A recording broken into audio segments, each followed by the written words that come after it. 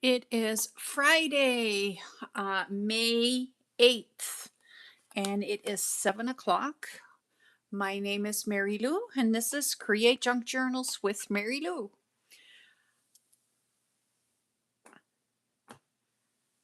Okay, let's see if I have my camera set up properly. So I just want to make sure that it is in the right spot so that you can see what is happening because um, today I can't waste any time today because I have a big project here. And this project is going to be fixing the sewing journal. So right now she is a hefty one. So she's that wide and that looks like a massive alligator mouth. So let me see if I can show you that a little bit easier. And I don't think I can. So yeah, it's a massive alligator mouth and I hate it. Um, I can't fix it because the front and the back cover are hard. So the only thing I can do is take it apart.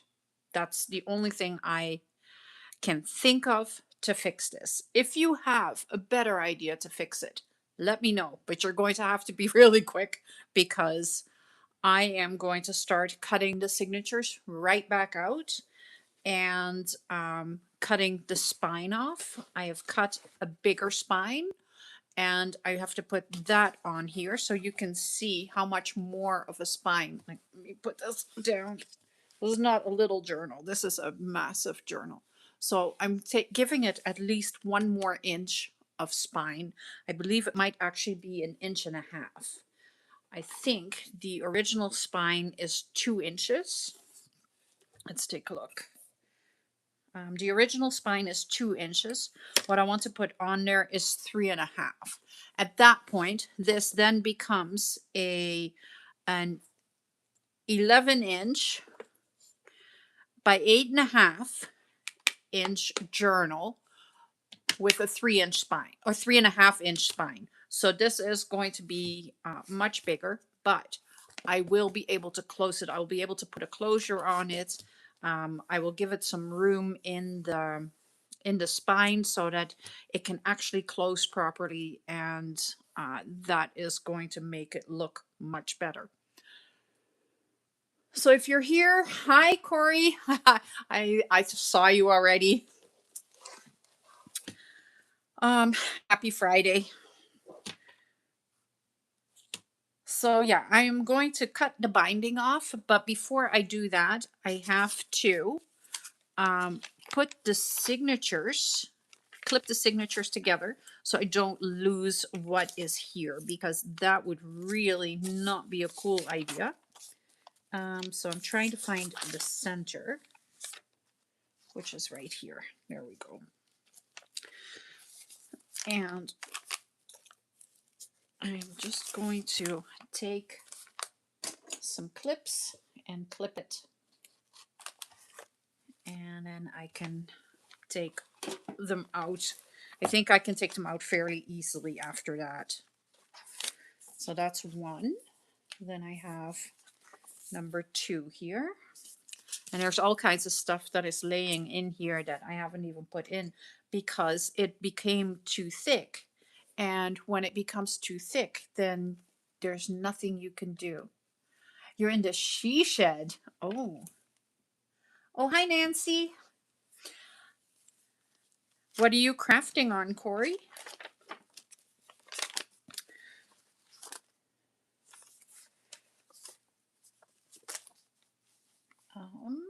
One more clip. Let's put it back in place.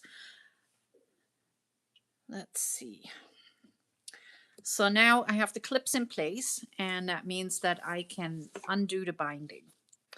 So undoing the binding might be probably the easiest thing to do, because all I'm going to do is just cut straight through.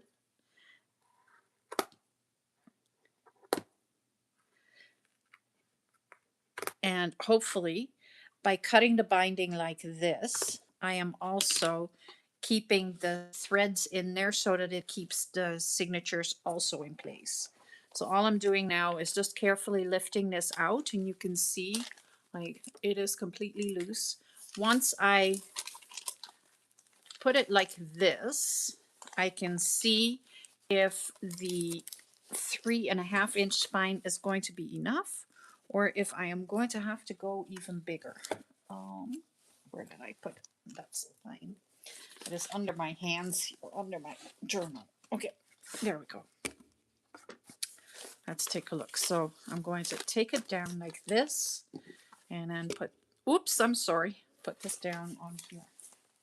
So I think that looks much better. Oh, yes, that looks much better. So this is going to be a beast of a journal. There is never such a thing as quick. And this is going to be a nasty project. Have any of you done this before, like where you've had to take something completely apart?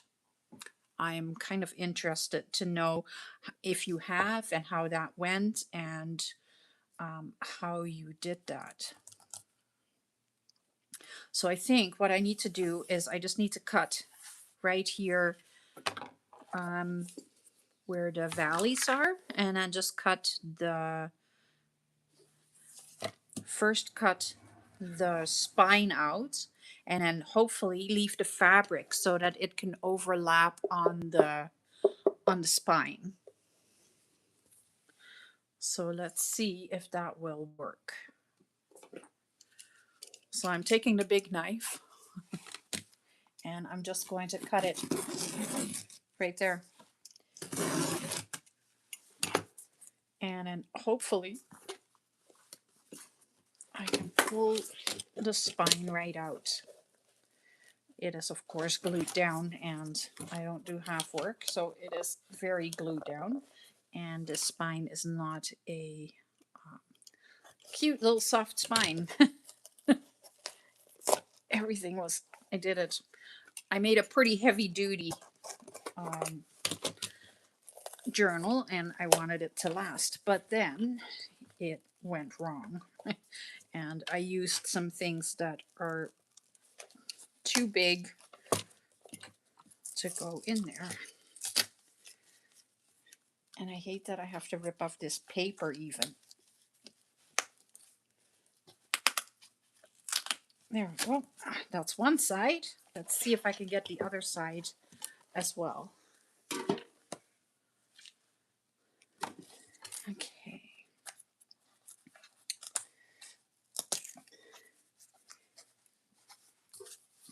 Let's, what if I pull on this side? There we go.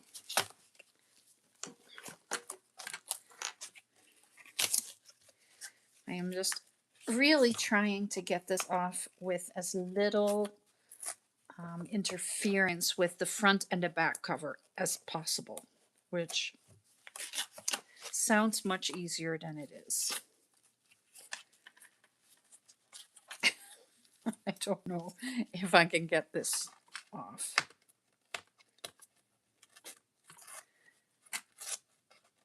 So to start with, I used upholstery fabric, so that is also pretty strong material. And then I used the back of a sketchbook, so that is like really super thick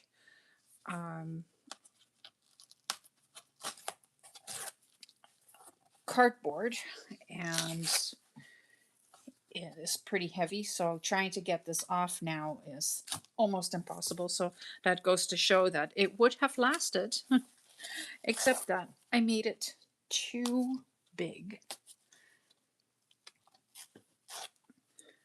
So I think the demolishing part is going to take me the longest.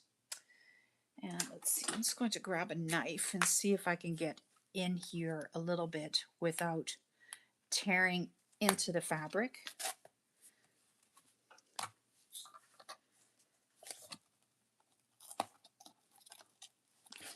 Oh, I have a nice big chunk here. I wish I could get this off, but it doesn't want to go.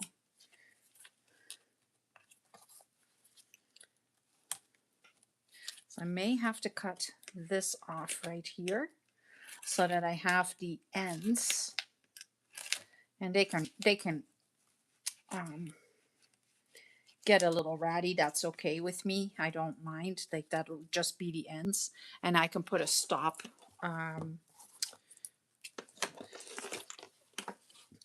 fray on there if I need to, but right now this is not working for me, so I'm just going to take it off.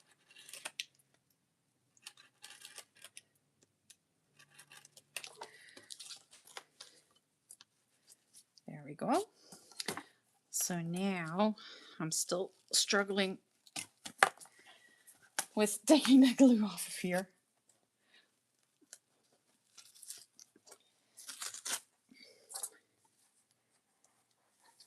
But I hate the idea of having a journal that is not usable. So that just stops everything. And I just need to fix it. That's really all it is.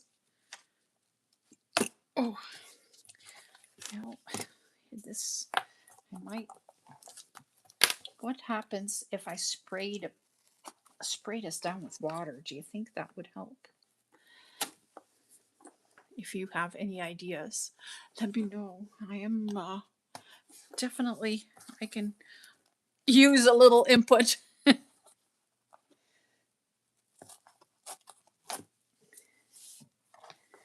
But you know, we all have journals that where this happens, and it is such a shame when it does happen. So that's why I wanted to do a project where I am showing you that, you know, it is fixable. And even though I haven't done that before, but I do want to, I know that it can be done, and I know how it can be done. So that's why I just want to do this with you guys.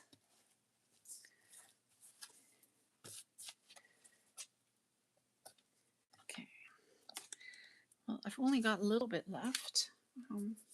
Let's see what happens if I spray a little water on just the chipboard. That's what it is. It's not cardboard, it's chipboard. So if I pull water on there, it should come off. It should dissolve the glue a little bit, and then I should be able to just take it off. Hopefully. Fingers crossed.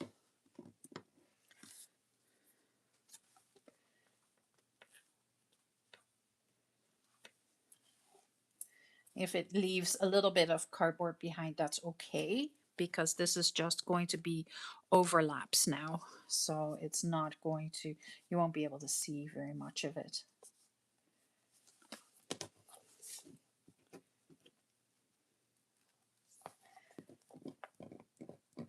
Okay, I need something I can scrape with, maybe my bone folder. Use your spatula. Yeah, I just got there. Bone folder works too. It takes it right off. I'm just scared that if I use anything harder or more metal, that I'm going to mess up the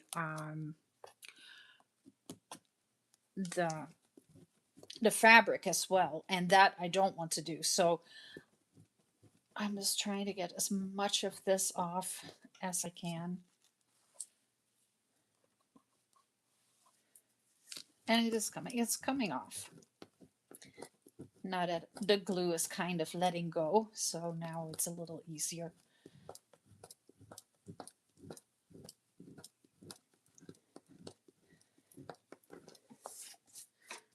There.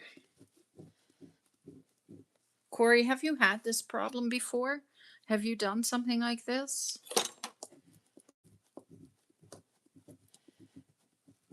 Or anybody else? If you've run into something like this and you've tried to fix it, what happened? How did you fix it, and what was the outcome? Let me know in the comments. I have a screen open beside me so I can definitely see any chats that are coming up. Okay. I think right here, I think I am okay with it. There's a little bit of residue left, but it's not crazy. So let's see if I can get it a little bit better off here. Yes. So that is the key. You gotta spray it down with a little water, and then the glue will dissolve again. And then you can kind of just scrape the cardboard off, or the chipboard off.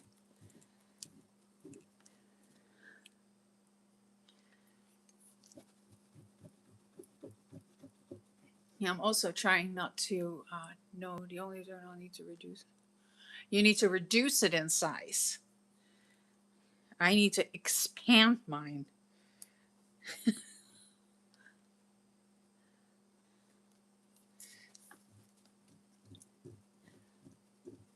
And I don't think it is going to take forever, but I think this is the hardest part, is trying to get the chipboard off the spine area. Oh, it's coming.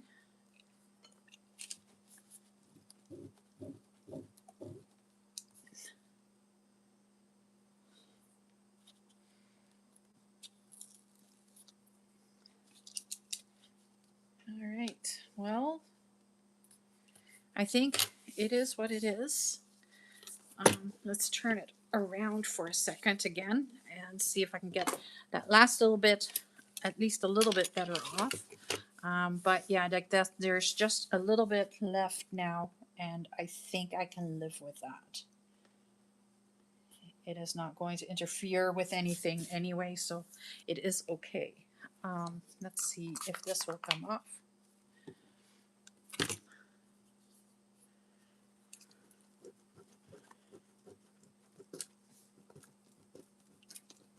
There she goes.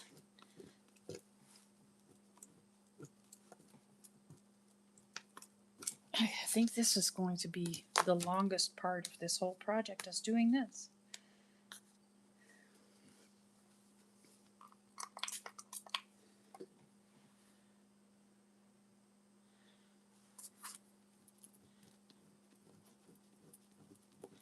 There we go. It's coming.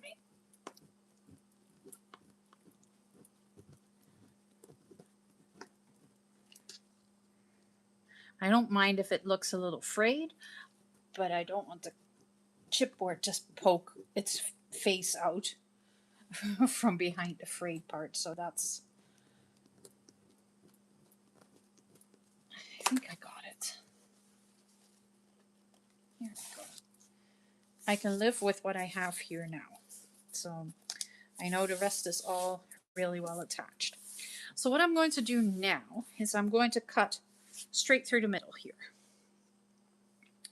And I was going to use my fabric scissors, but because there's still so much glue and stuff on here, I don't really want to do that. So I am just going to use my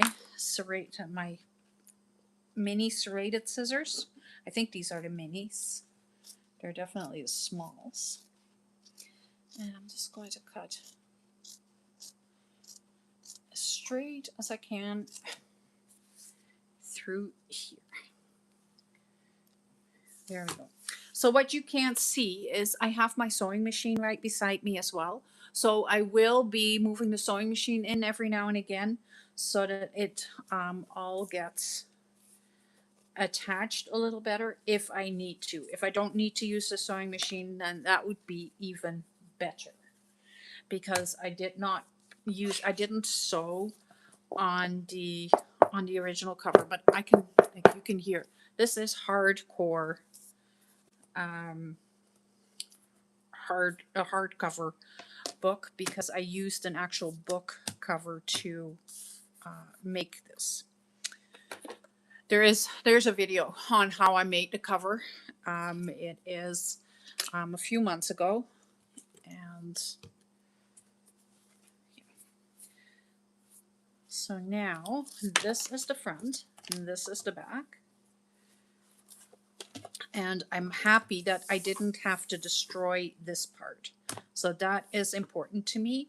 I can take some lace, for example, and put that in between here to cover up the new spine, which that'll work really nicely. Or I can use, what else do I have? I have this crocheted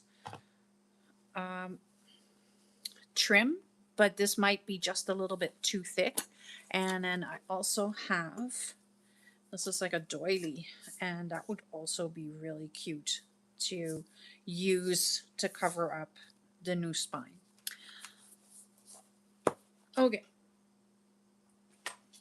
let's take the new spine. So the new spine is 11 inches by 3.5 inches. And I'm just going to poke you down just a little bit so you can see. So 3.5 inches by 11 inches. This is not a small journal to have it go bad. So that's needing to be fixed.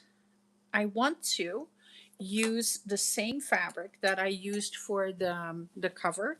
I want to use to fix the spine. So I am going to find a piece that I can use. And I'm just grabbing my fabric scissors. Are you guys also like, I don't use my fabric scissors for anything but fabric. That way they stay nice and sharp. So if there's any glue on the fabric, I refuse to use my fabric scissors.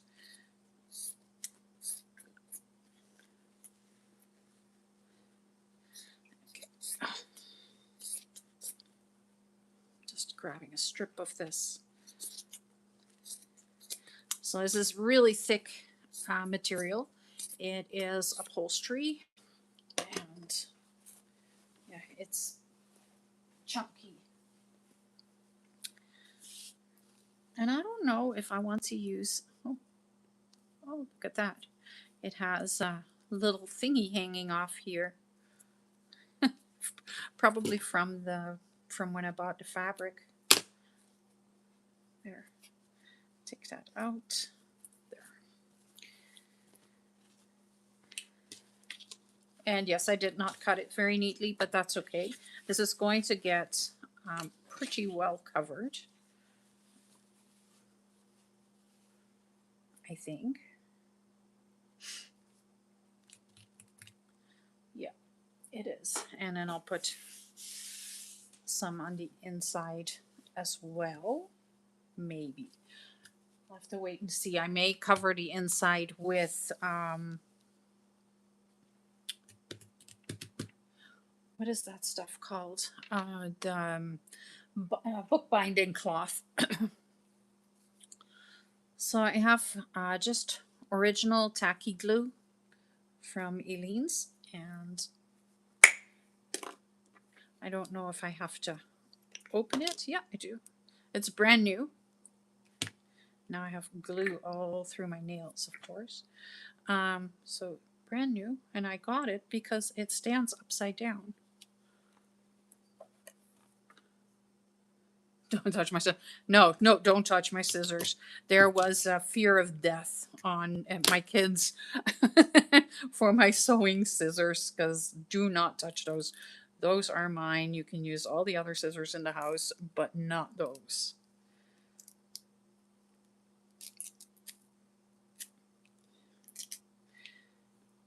Ugh, gross. Okay.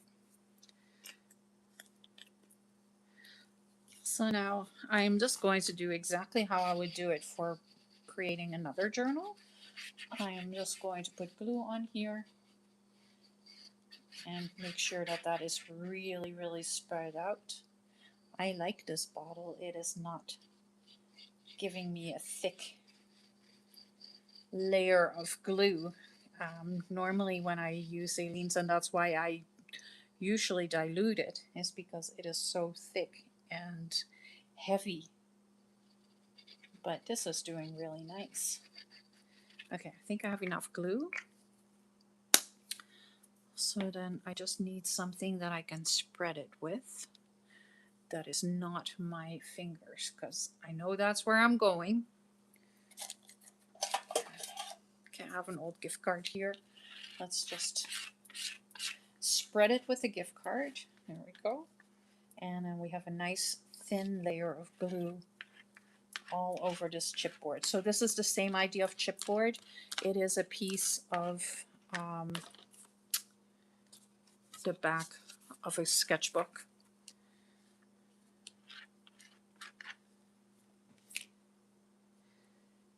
So I'm just going to put that right there. Make sure that there's enough space. Turn it over and make sure that it is very well attached. There we go. And the tacky glue, I think, is fantastic. It works so well. You saw the struggle that I had with taking the chipboard off the fabric. So yeah, if you think that it doesn't stick, well, it's sticking.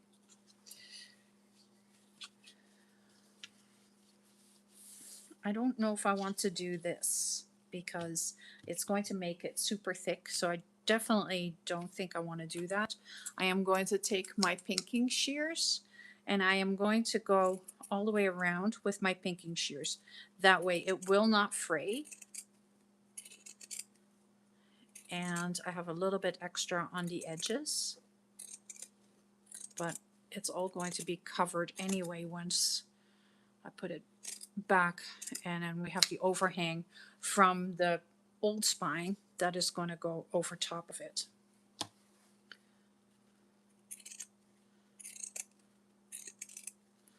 So you won't see the edges at all.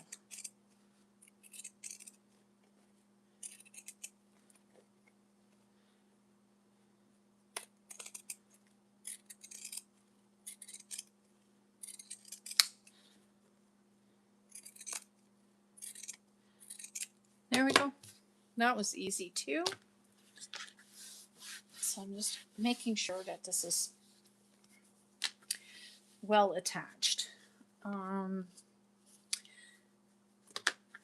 may actually put this under the sewing machine for a second.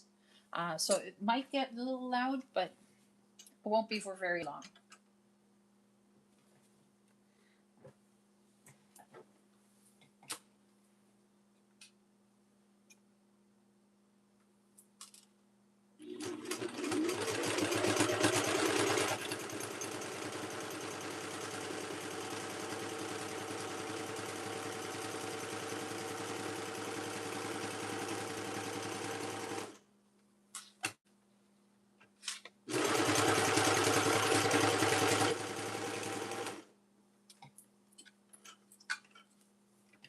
And again, because I'm putting something else over top of it, it doesn't really matter how neat the stitching is.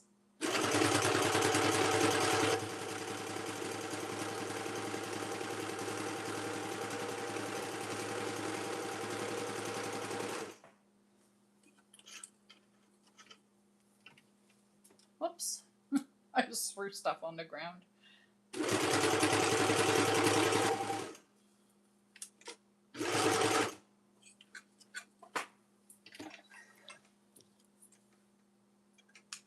Okay, so I just gave it a quick stitch all the way around to make sure that it is well attached to the spine. There. So now I can take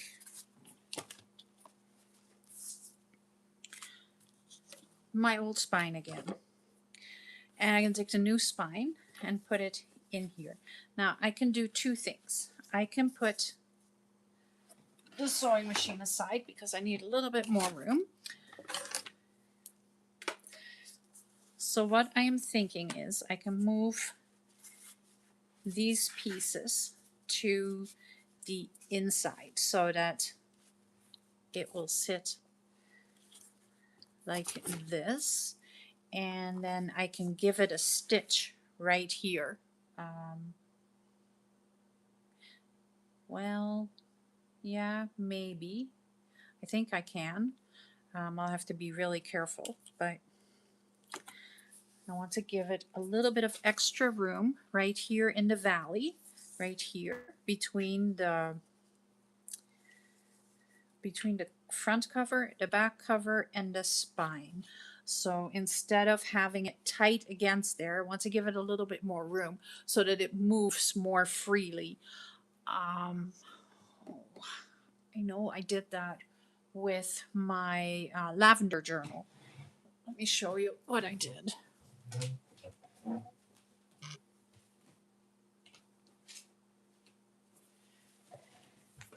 So with my lavender journal, I gave it enough space to move freely around like that. So I didn't attach anything on the outside spine here.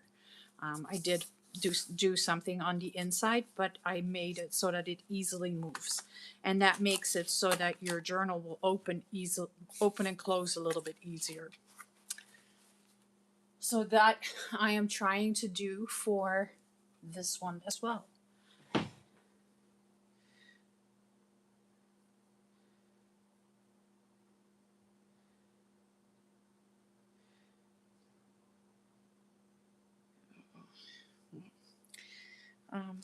My daughter is messaging me. She should know better. It is Friday. I am live.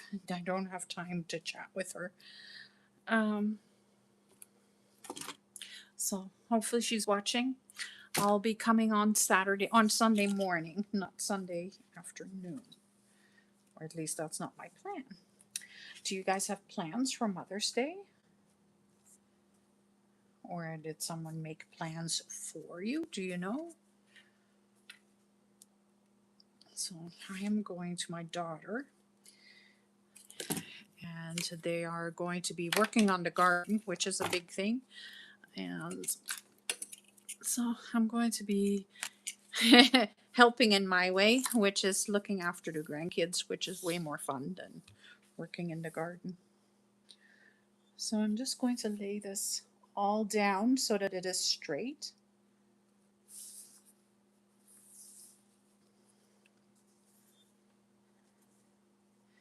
And then I am going to put glue right here and right here, and I'm going to attach these two pieces to each other.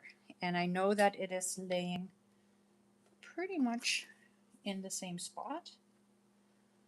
So now I just need to line up the spine with the rest of it, and I think I got it. The spine is straight-ish.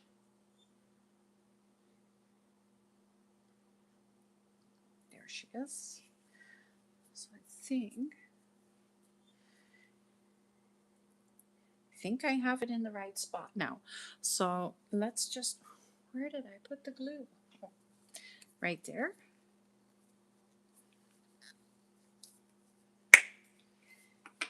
And let's put some glue down.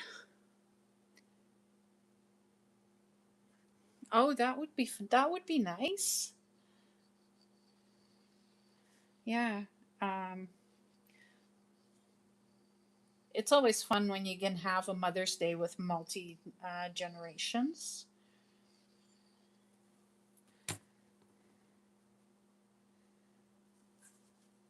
Okay, come on. Just trying to get it back into the right spot. So I'm keeping it about 1/4 of an inch away. So that gives it a lot of space between the spine and the cover. put glue right here. And it doesn't really help the glue if I put it that way around, does it?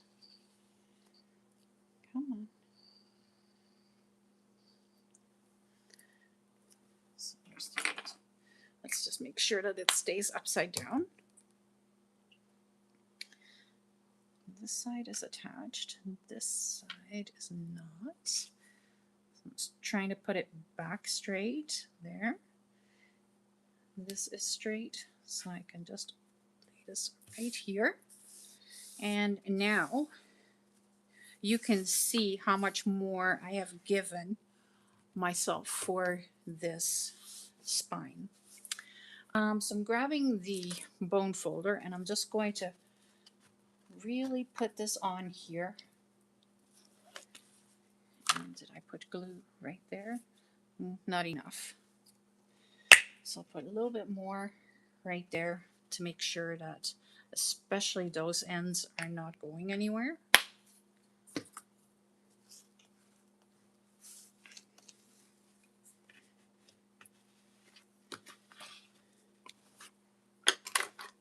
So now I should be able to close this. And you have a back spine and an inside spine.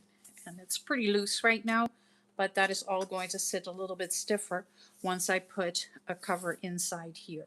So the first thing that I need to do now is grab some bookbinding cloth and put that over top right here so that it will protect the spine and the edges here. And of course I grabbed everything else except for that.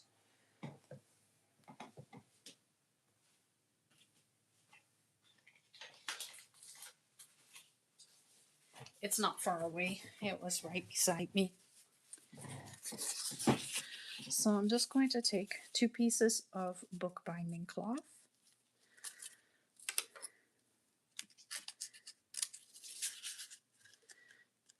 And if you've never used bookbinding cloth, it really, I like it. It just protects, or it makes everything a little stronger. And I don't need to go very far over here, just a little bit. So I'm just giving it a little edge. I'm cutting this a little neater.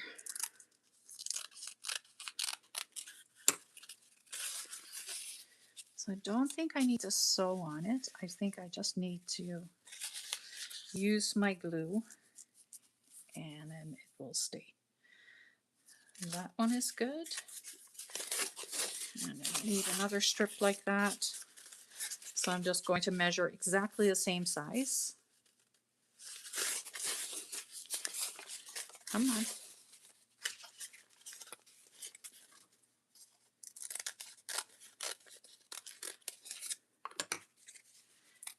Okay.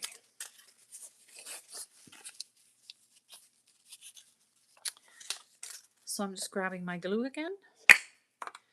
And I'm going to start on this side. And I'm just going to put a bead of glue right here on that edge and across. I am not going to put glue in the valley here, so just on the spine part. Or maybe, no, for this I can put a little bit of glue right here because I want this all to be strong and attached. Okay. And then I'm putting this right in here.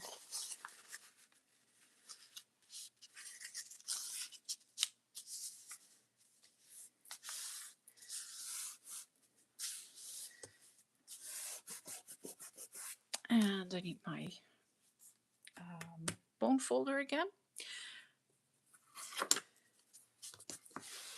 So I can spread the glue as far as it will go so that it stays a nice thin layer and you don't get any of the bumps. And I'm going right in there in the valley to get the bookbinding cloth to attach to the fabric. And then spreading it out right there.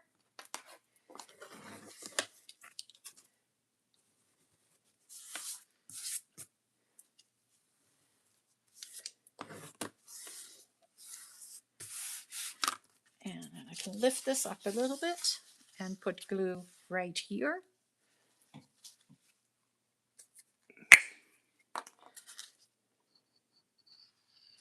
So I think this sounded like a much more complicated thing than what it actually is. But I'm not done yet. So hopefully it is not going to get any more complicated than where I'm at right now.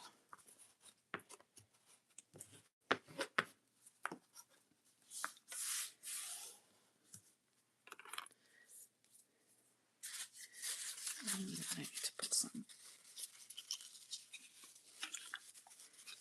right there as well. And that can overlap.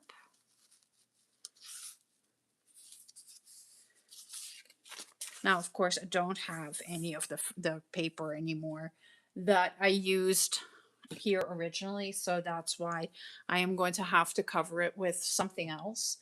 I have lots. I have lots of lace, and I have lots of coffee dyed cotton. So yeah, we'll have to see what I am going to come up with to cover it.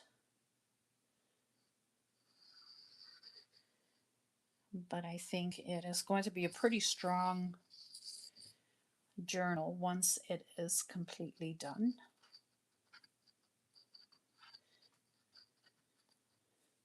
Because the other thing I want to do is I want to put the closure on here while I have it apart. So before I do anything else to the spine part, I want to put a closure on it that goes on the inside, I think. I may change my mind and put it on the outside, but we will see.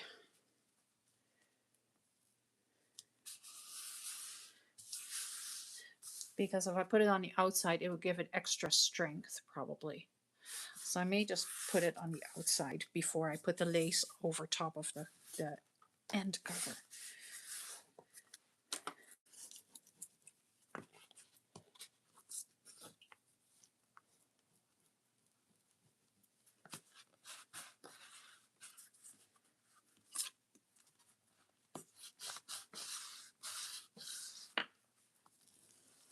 I'm really trying to attach this as neatly as I can,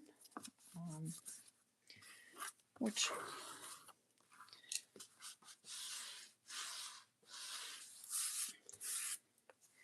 think it is attaching, and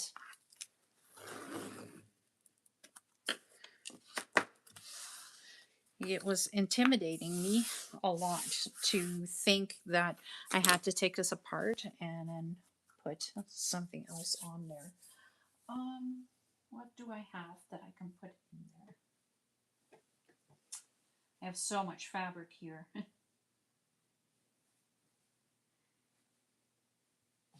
But I want to use something that is not going to be extremely visible.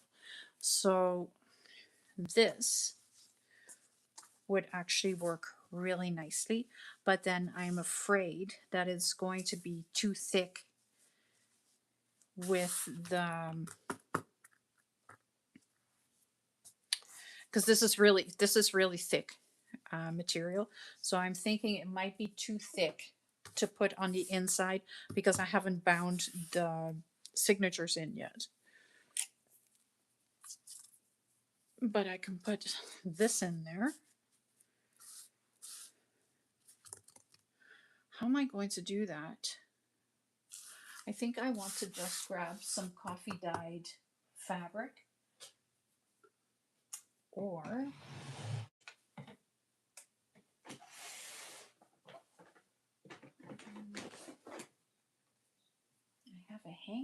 here. I could use, oh, this is a really big hanky actually. Look at that. That's giant. I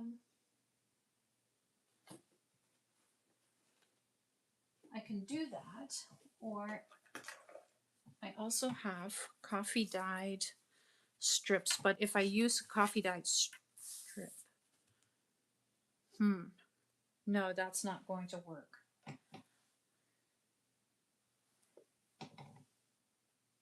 Oh, I don't know where I put my coffee dyed fabric. That is my problem right now.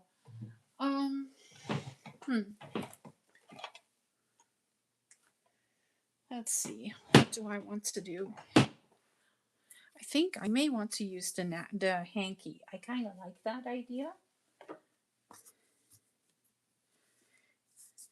I don't know if I want to use the stitched part or if I want to just use just this to cover it, and I think I want to do just that. So what I'm going to do is I'm going to cut the edges off. I know, shouldn't be doing that. It is vintage hanky, but I am never going to use it as a hanky, and I got it for my journals, so I may as well just do this. Oops.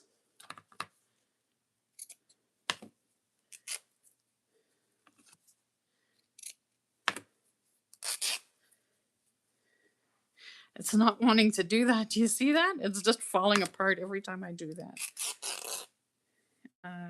Okay. Is this enough? It is. Okay. That's what it wanted to do. It did not want to cooperate in any other way than just like that. And thankfully, that is just enough of what I'm going to need. So I'm just going to take a little strip here, and then I can glue this down. And it actually doesn't look all that bad against the Stamperia paper. Or is this Stamperia or is this Graphic 45? I think it's Graphic 45.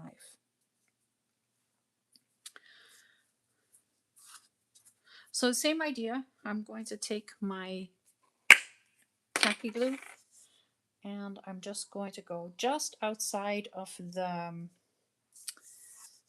bookbinding cloth so that it will kind of incorporate the bookbinding cloth completely. And then I'm going all the way to the top here. And then I'll just put glue on there.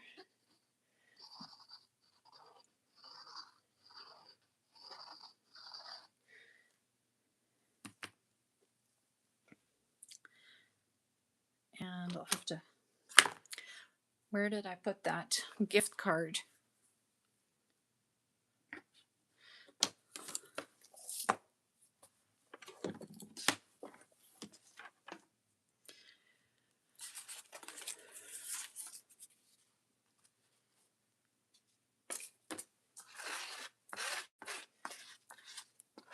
I'm just spreading it out so that I don't get glue showing through the hanky.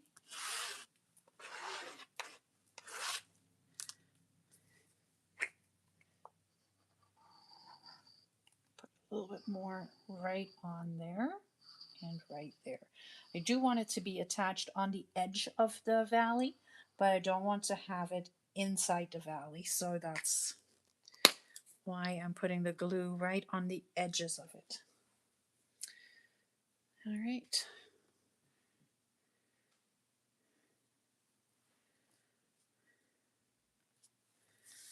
And I'm just going to stretch it as far as it goes. Like that.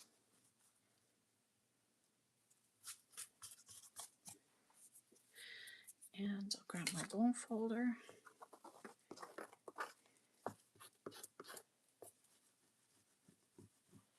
Make sure that everything is sitting really nice and smooth. And there's a little bit of room on either side, which is fine. It's also giving me a little bit of space on the top and the bottom, but that's okay. I can always rip that a little bit tighter. Oh, I have so much glue on my fingers right now.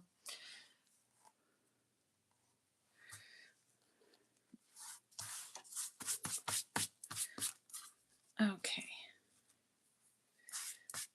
So there we go.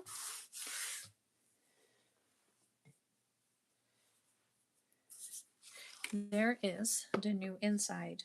So it now opens up both ways, just like that, because there's enough space right here in the valleys to be able to move easily.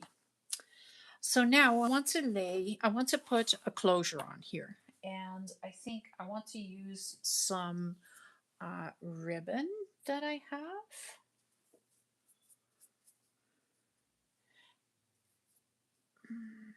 Yeah, I do. Or do I want to use, I have this cloth measuring tape. How cool would that be for a closure? Do I have enough?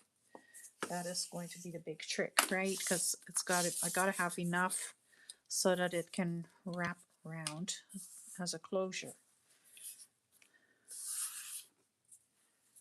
I think I do.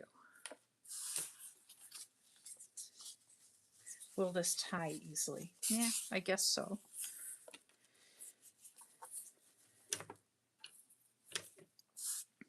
What do you think? This? Or I have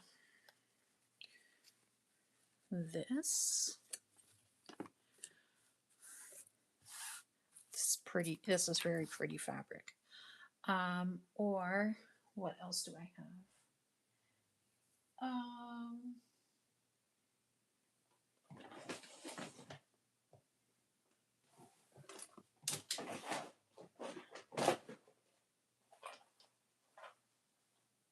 I have some thinner ribbon. That would also look pretty.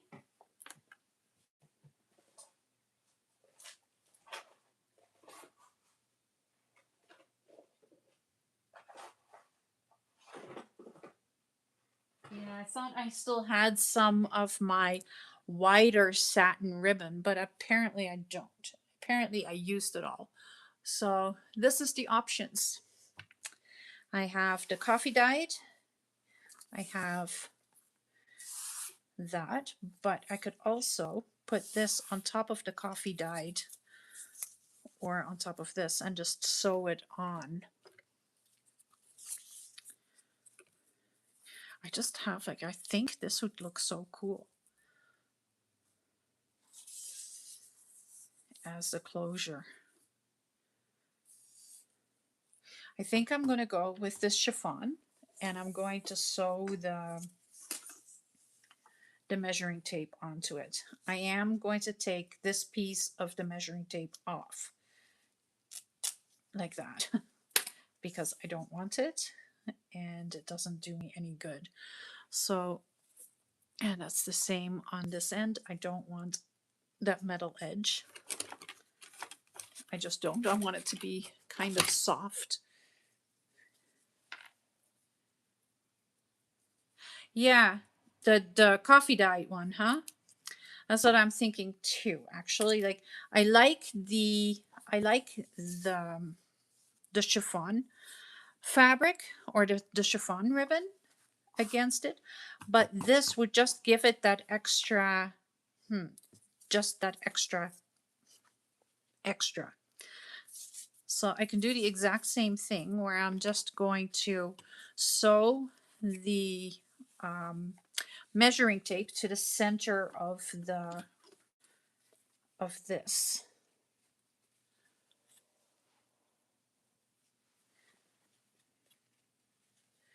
Let's just see how much I need, because, you know, that's a whole different problem.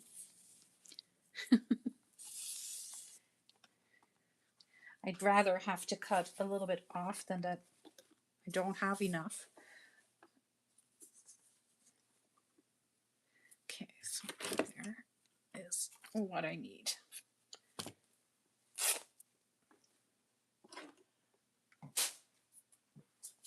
So I'm just going to really quickly attach the measuring tape to the fabric here.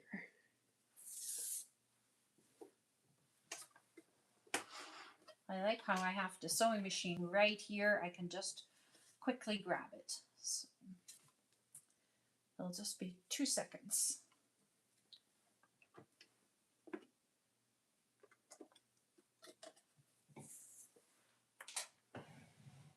If I can find the pedal. I moved the pedal out of the way. Okay, there we go.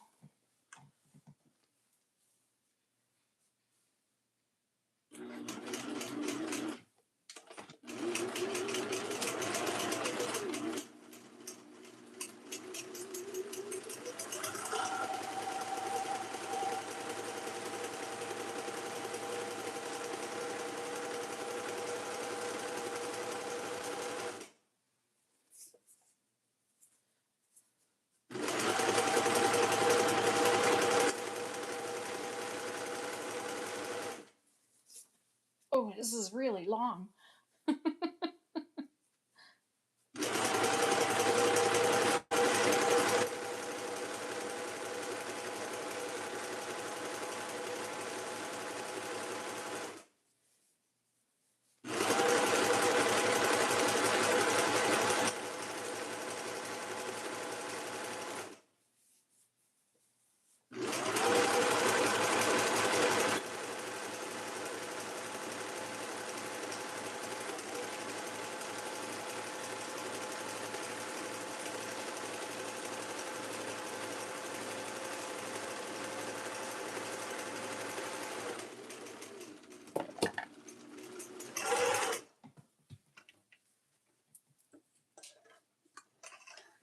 Got it.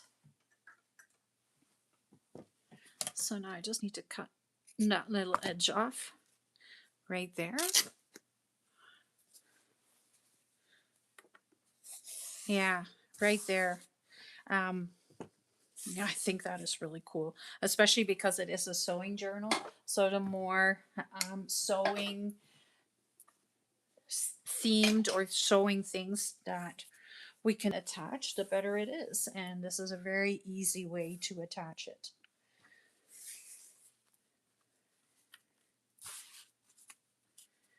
So now I'm just looking for the center so that I can put, I will have to tack it right here, but I think I want to put the signatures in first now, and then I can attach the closure around it, and then on the front I can put the front cover. The back I won't do a cover on it, but I can put like a topper on here, and then I can put the lace on here as well that will cover it. So that is the next step, is putting the signatures back in.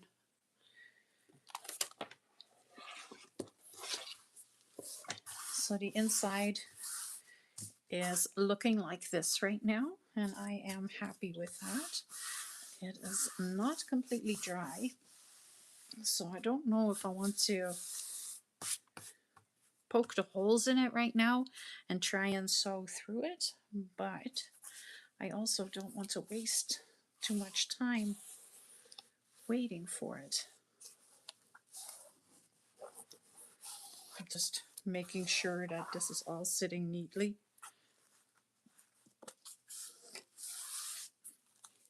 It does close very nicely.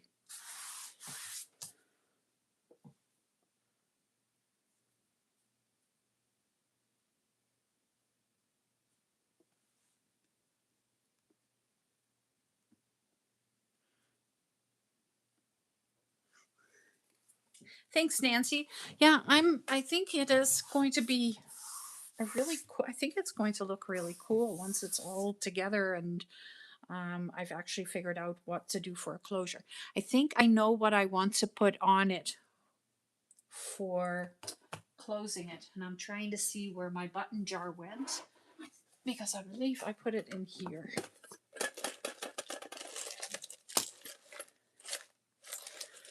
If I don't have it in here, I'm not sure where it is, but I found a buckle, and it is really cool, and I think I can attach that buckle to the fabric.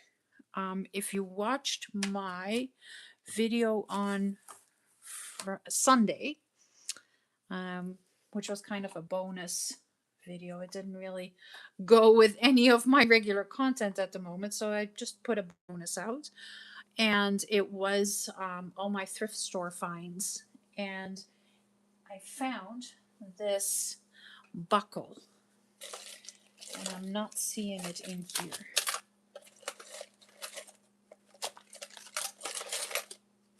Of course I'm not seeing it in here. That would make my life way too easy. It's got to be on my desk somewhere. But I also have these, and they are just fantastic to go on it as well. Or I can make a buttonhole in it, and like, you know, like with the buttonhole maker, and put a button on so that you can do that, or make a loop or something like that.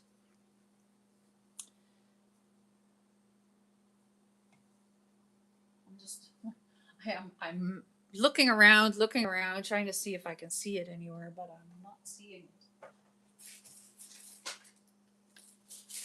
And I'm trying to also not throw everything around.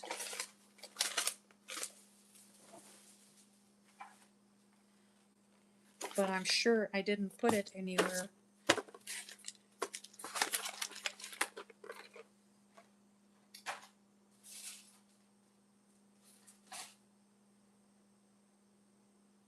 Well, that might be for a different day, because I gotta go and find that. But these also would look really cool on this. Let me show you. They're great big heart buttons. So they have the shanks, and like, how big are they? Because that's always hard to see. So they're like 1.25 inch. Yeah, 1.5 inch, 1.25 inch, or 1.33 of an inch wide, and then they are about the same high. So, like, yeah, they're really cool. I like them. I have 2 of them, and then I have these little ones, but I like these great big ones, and I think they would look really cool on it as well. But I may just do that as like with a buttonhole, so that there's the button. Oh, where is it now? Right here. Okay, so if I double this, and I put the button on here, and then on this side I make the button hole, right, like that, so that I can attach it over there. So then you have the closure that just closes with a button. That is an option. So I'm just trying to think of what the best solution is going to be.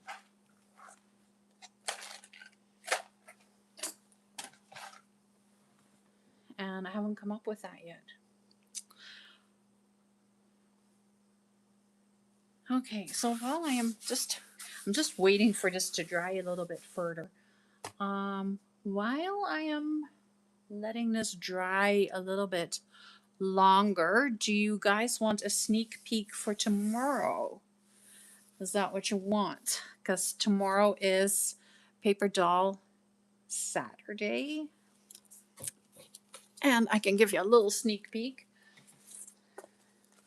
So this is the journal that I worked on for the last couple of weeks. Or, well, I did it during the last 2 lives. And this is going to be, there's 52 pages in here.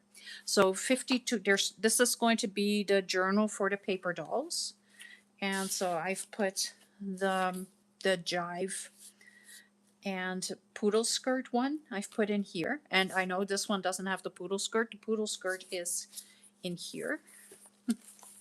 Right here. Here's the poodle skirt.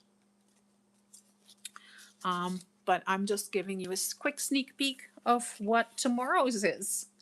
There you go. And then, so every day, every week, I want to put the new doll into, or last week's doll into the journal. And so that this is going to be a book of 52 paper dolls. So it is definitely going to be a year-long project, and I hope you guys like it as much as I do, because I am really excited about the paper dolls. I'm having way too much fun creating them.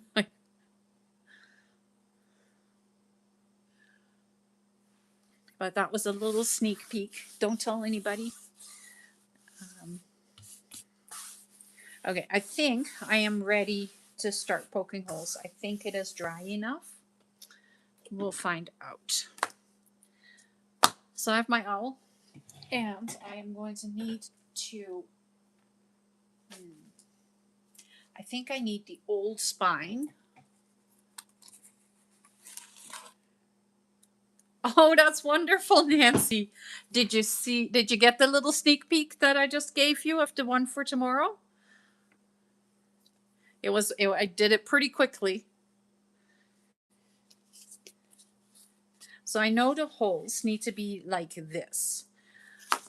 So I need to take some paper that is long enough. Just a piece of scrap paper, I guess. What do I have here? Scrap paper. Perfect. So I need to put this right here. And I can give it about this much space. So this should be 3.5 inches with a little luck. Let's see, 3.5 inches? Almost. I need to go a little smaller, but that's okay. I'll just use my paper cutter and that'll do it.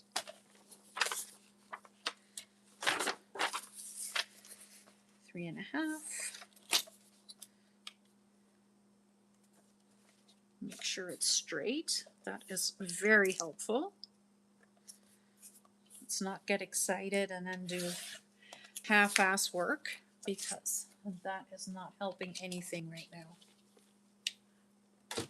No. Oh, I'm sorry, Nancy. You'll have to check it out tomorrow. Did you get last week's doll? Did you get the dress-up one with the fancy dress? She's still free right now, but tomorrow morning, as soon as the new doll comes out, then there will be a price attached to the one for this week, but she will also come with a bunch of accessories. Okay, I think that works. So now I just need to fold this in half.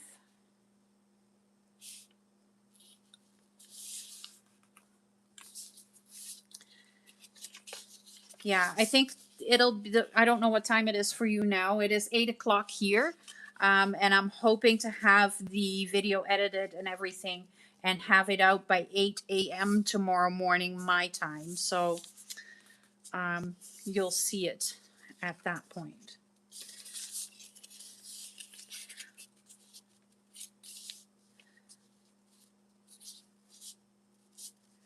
Come on. There we go. Do I have the top and the bottom left here? No, I do not. So, how am I going to do this? That's my next trick now, is how am I going to get this?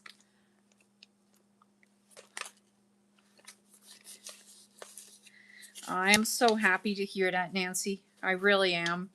Um, I am having, like I said, I'm having so much fun with the paper dolls. I think I have the next couple of weeks ready, or well, so far ready that I know what I am going to do with them. And it's pretty exciting. Okay, let's find a pencil. And that is always helpful right here. And then I just need to make marks where the original holes are, because I need to put the holes exactly back where they were. Otherwise, it's not going to fit properly.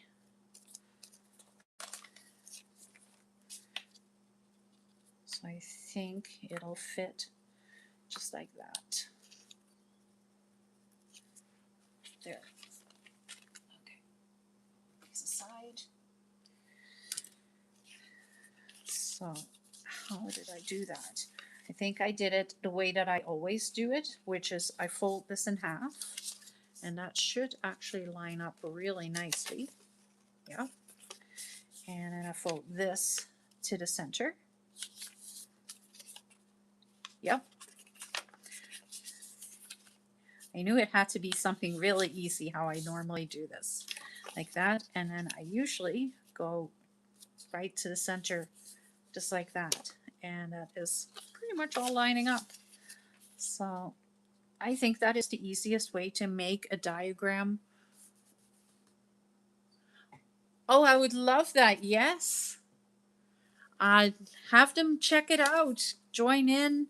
You know, and I would love some input too. Like if there is something that you're like, oh, well, can you change this part or this part or this part? You know, that would be really cool,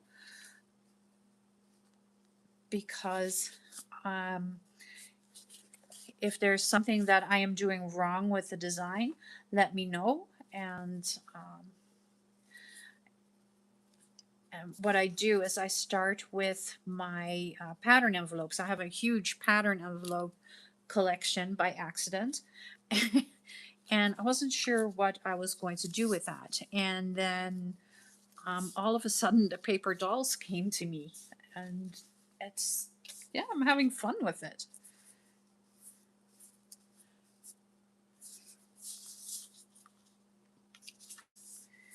I think I am in the center here. I'm trying to do it by touch because I can feel the edges of the spine right here. So I'm grabbing one of my clips and I'm just going to carefully lift this and attach it right there. There we go. And then I'm just going to take my owl and poke holes. Maybe. If it was to go as easy as I think it would. But it doesn't.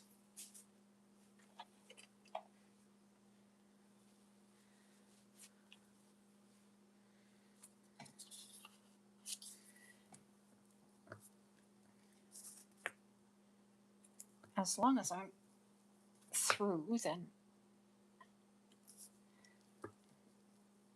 as long as I can see the holes, then I can just keep going. But I think it's working. Oh yeah, I can see the holes. Perfect. That's all I need.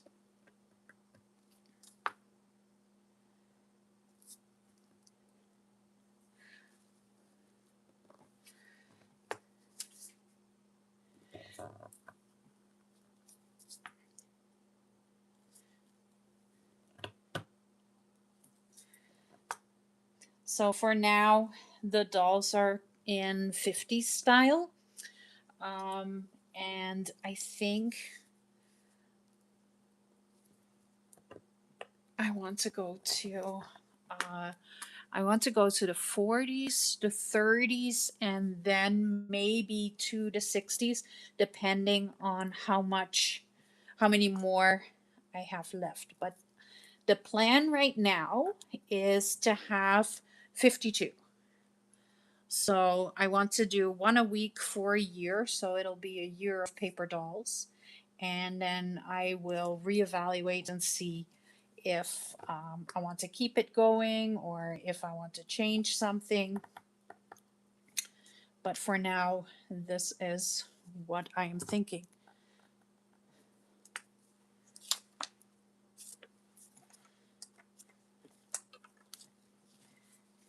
Okay, I have holes. Now, hopefully those holes are all the way through to the bottom. So that's what I'm fixing now, is I'm just poking them all the way through to the other side. And I just have to lift this up so that I'm not poking through my cutting board. Here. So at this point, I have between each signature is just shy of an inch. So about 7/8 of an inch.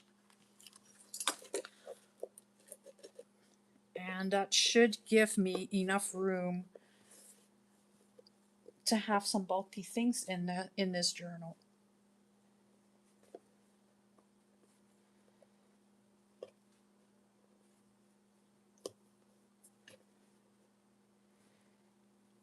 Okay, I think I got it. There we go.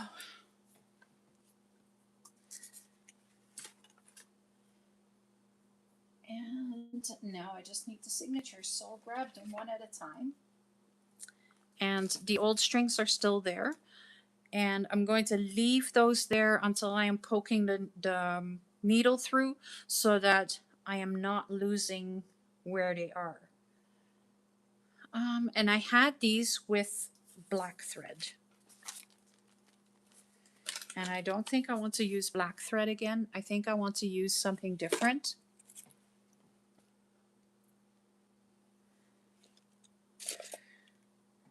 I think I want to go with a cream color. And of course, hope we all know how to do this. So we take about 3 lengths of the signature. There we go.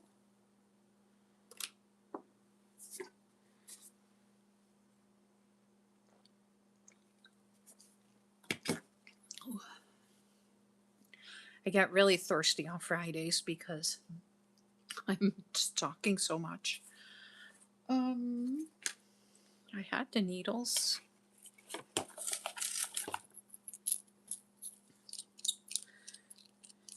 And the glue is falling off my fingers.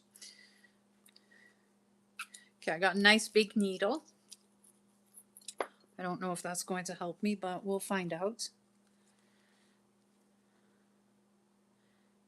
And I just want to, I've been wanting to get back to work in this sewing journal, but because it wouldn't close properly, I just didn't want to do that.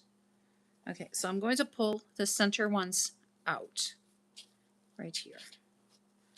And then I'm going to go into that signature.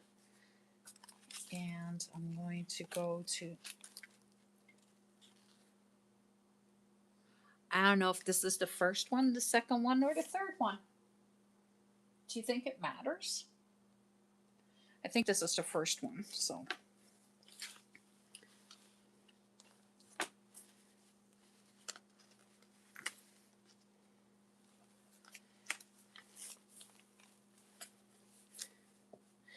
And stitching this in is not going to be a small feat because it is now a hefty work.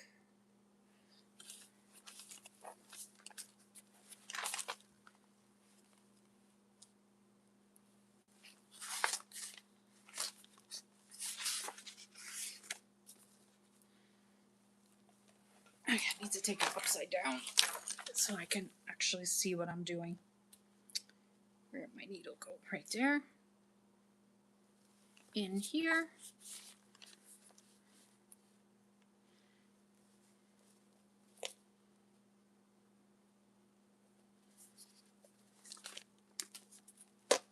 Oops. This is going to be the trickiest part right now.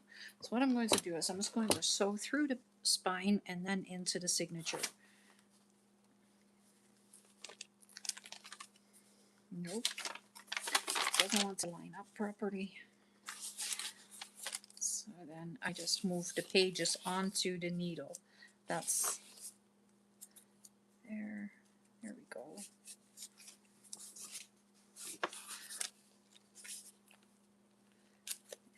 This signature that is giving me grief. Where am I? So just loose the needle again, right there. Go through here. There.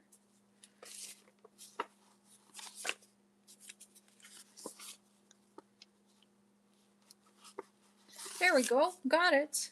I got it. And of course I went through the black thread because that is making it even better. Come on.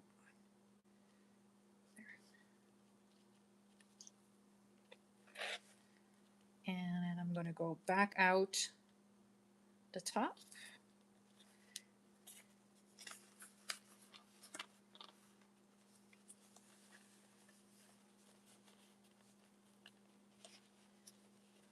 And there we go. Got them all, I think. Yeah.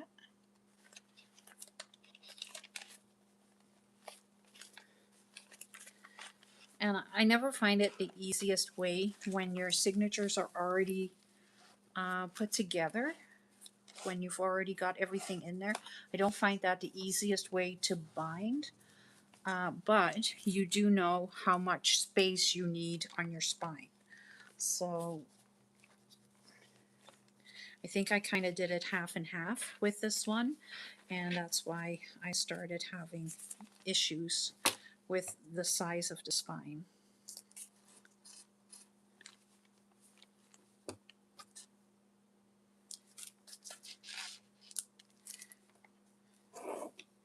There we go. It's like, where is it going to go? It's going like this. This piece can come out. And I saw that, Nancy, or Kimberly. Thank you very much, Kimberly.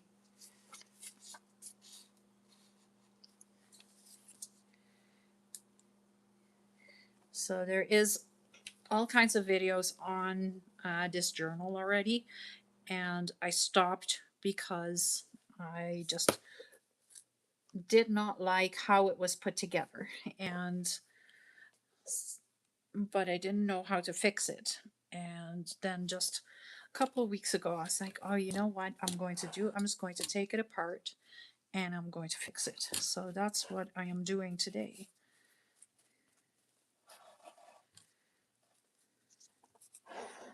So right now I am just binding the signatures back in.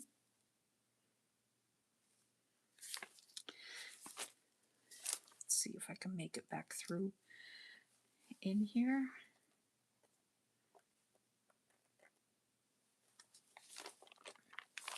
Oh, it went straight through this time. That's always nice. And I didn't poke through. No, I didn't even do that. Wow, that is amazing. Do you guys do that too? Like poke through your thread? It is one of the things that I like to do the most. Not because I really want to, but that's just what happens. So now, oh, I went straight through in there and then lift it up. Let's see if I can get it out. No. I'll go back, come through.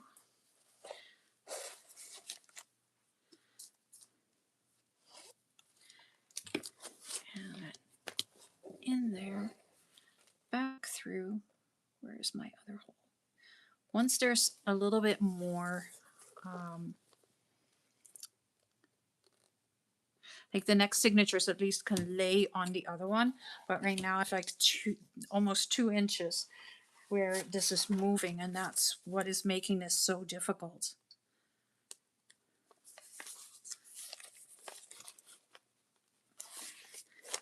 It is always like the bigger the journal does not necessarily mean it makes it easier to maneuver. It's actually more difficult every time you're working with something this size. And I'll say again, like this is an 11.5 by 8 inch, a little bit over cover. So it is a beast of a journal. Okay, back out through here. Try not to poke through the thread.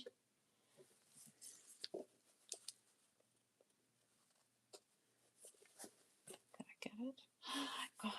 And I don't think I poked through the thread. That is... Nope, I did not. Perfect. And then back in through the center.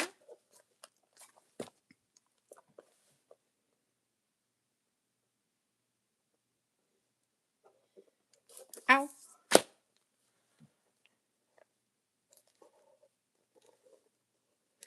Oh, yes, I know what you mean, Kimberly. It becomes a lot more fun when you are using your own journals, or at least that's what I think. When you're binding, when you're putting them together, and oh, come on.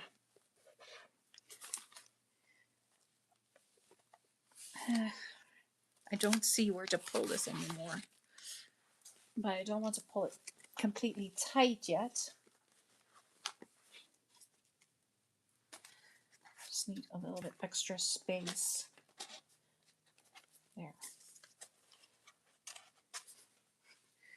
So that I can go through. There we go. I just needed a little bit of extra thread.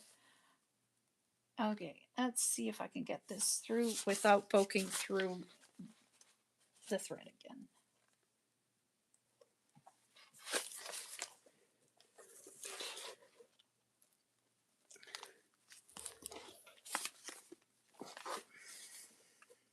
I may have to lay it on top of the pages again, or yeah, I may have to do that again. So that's 1, 2, 3, 4, 5, 6, 7,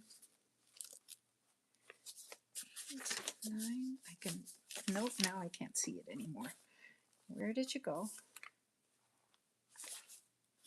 What's the other side?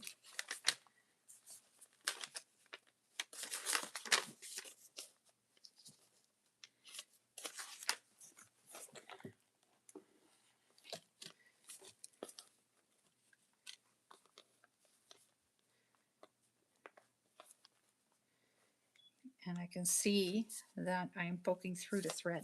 So that's not working for me either. There.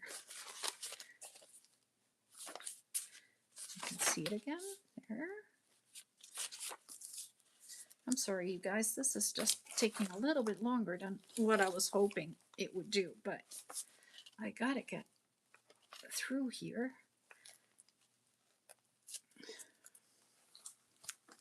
And it just doesn't want to cooperate.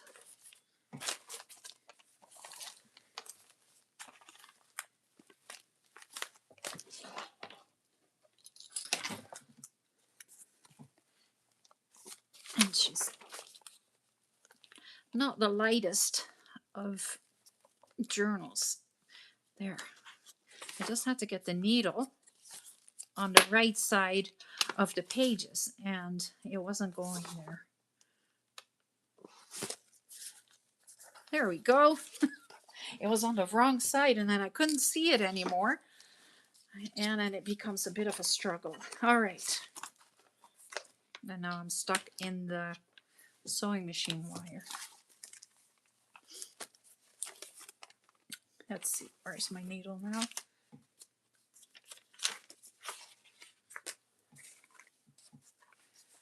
So I don't think that I poked through the thread at all.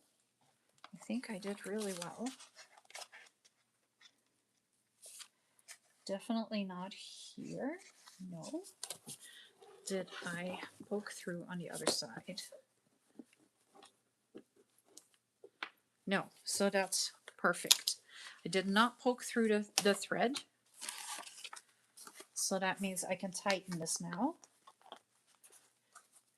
And I have enough here. I have enough there, so I can just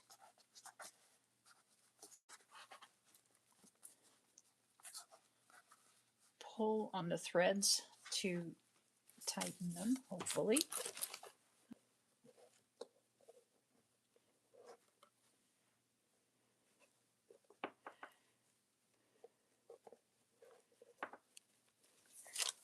There, so that should take care of that, but it doesn't. Oh my goodness. Oh, what did you do during your live stream? Oh, I bound one journal. That's it. It's taking me longer to rebind the signatures in than it did to take the whole thing apart and put it back together.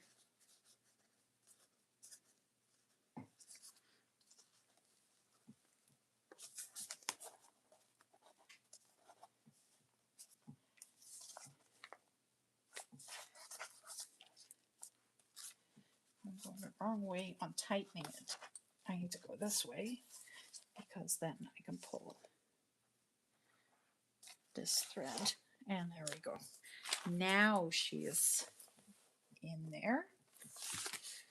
So now I can tighten.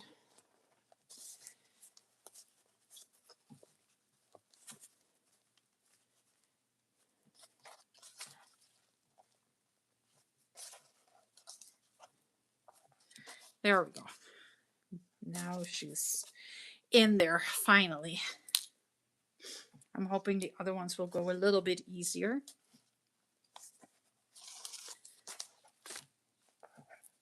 Okay, so then I make a knot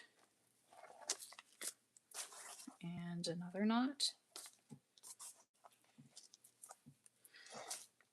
And then I'll do the S knot. I just really like doing the S knots. They're just giving it that one extra knot, but it's not taking up so much space. So it's just kind of making up the space on the center thread. Make a bow. And that is one signature back in.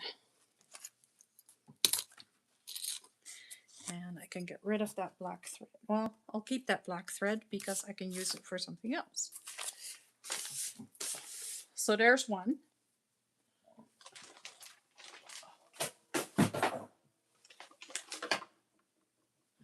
And then there's number 2, which is going to go right here in the center.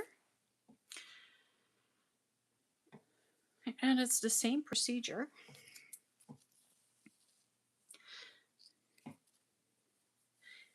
So what is your favorite style, Kimberly?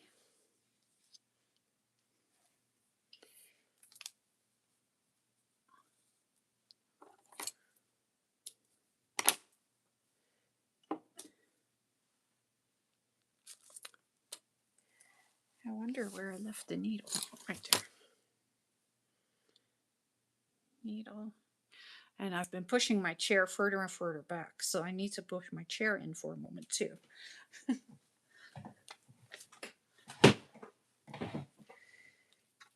All right.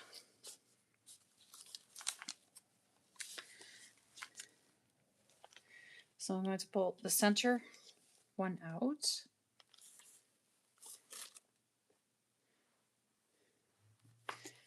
And go through. And then go through.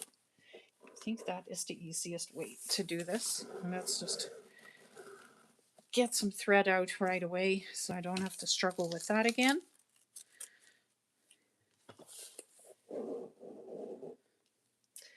And then into the one above that.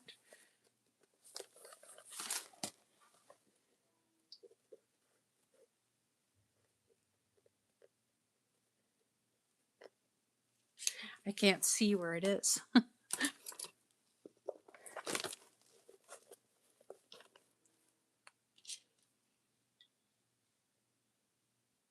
There it is. Got it.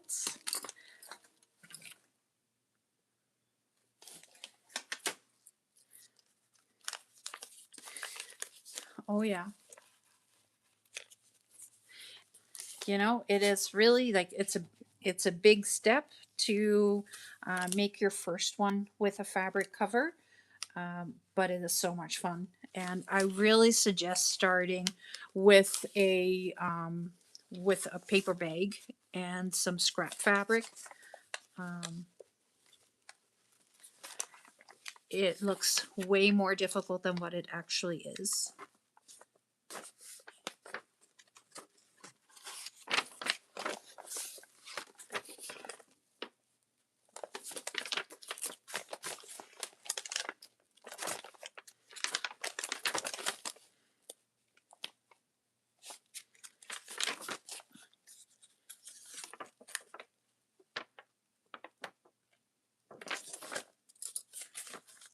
So I'm just laying the pages kind of over the needle right now because I think that is easier than trying to poke them all through at once, because they just don't really want to do what I want them to do.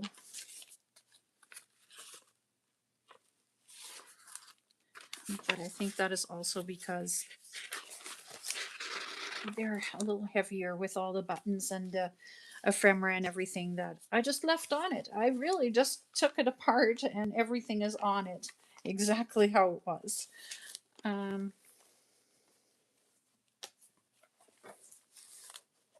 we go. And through the other side. So let's pull this a little tighter. And then I need to come back through that hole again.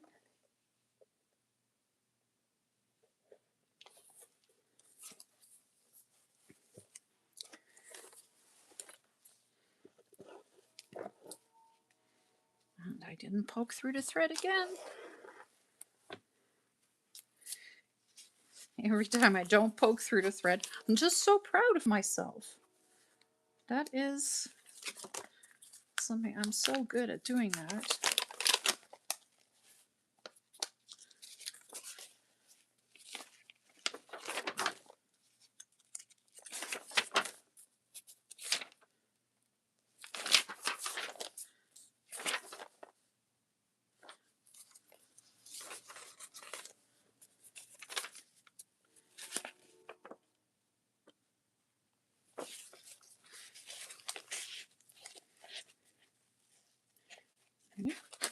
Perfect.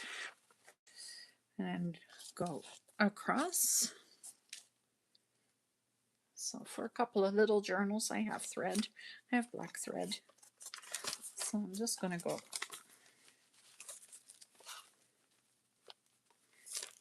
back through.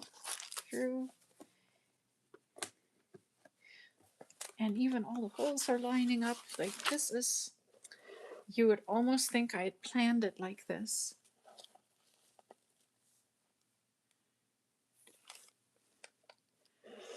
Okay, give the kitties a little bit of a pet from me too. Okay, I'm just catching up here.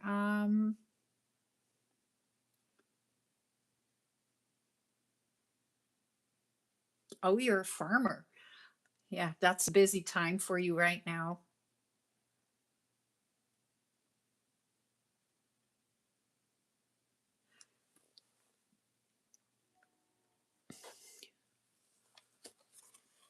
Okay, I got 1,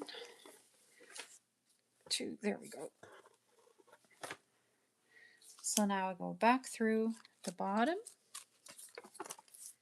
and I'm just going to lay all the pages back onto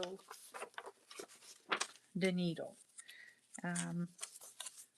Seems to be the best way to work this.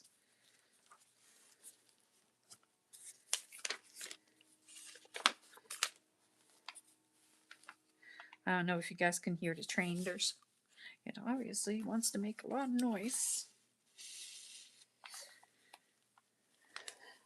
I told it, I was like, I'm going to be recording tonight.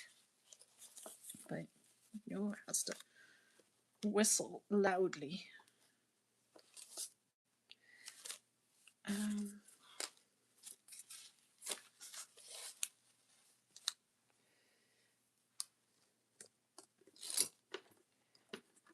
Okay, back through that one.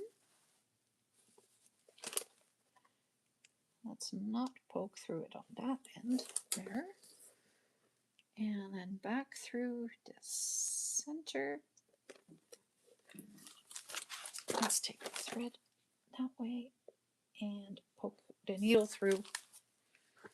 And that should have not poked through. That's perfect. And I'm checking it nonstop because if I don't check it all the time now, then I will lose track of where where I poke through, and then I have to take the whole thing apart again. Now I've taken it apart once today. I don't want to take it apart again. So I'm going to put the needle down, and I'm just going to lay the pages back over the needle again instead of struggling with trying to get it to line up properly.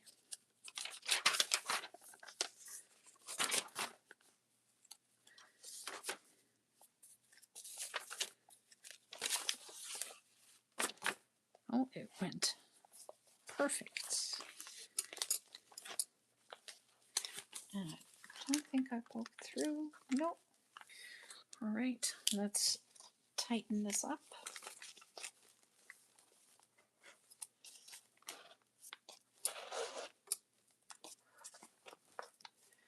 And right. That.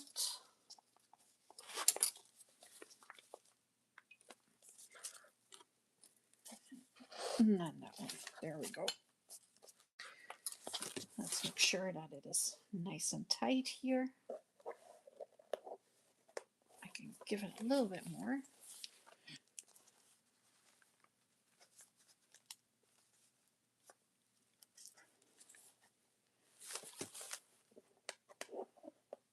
It's a little bit more right there as well. So I'm just pulling towards the top, and then I can pull this straight through.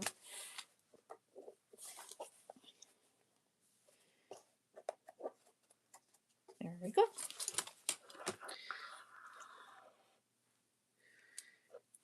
So then I just need the threads on either side of the center thread here.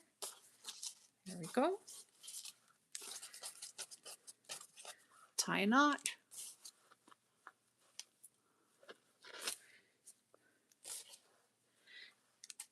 Tie a second knot. Make an S knot. So like that. And like that. And then pull it together. Put a bow in it. And there we go.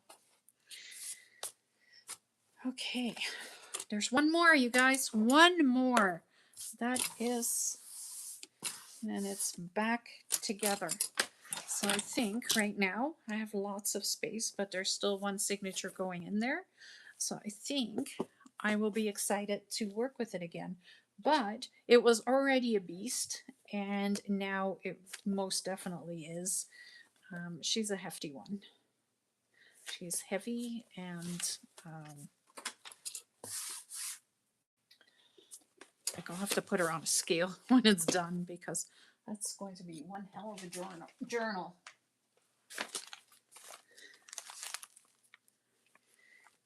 So then we have the last signature.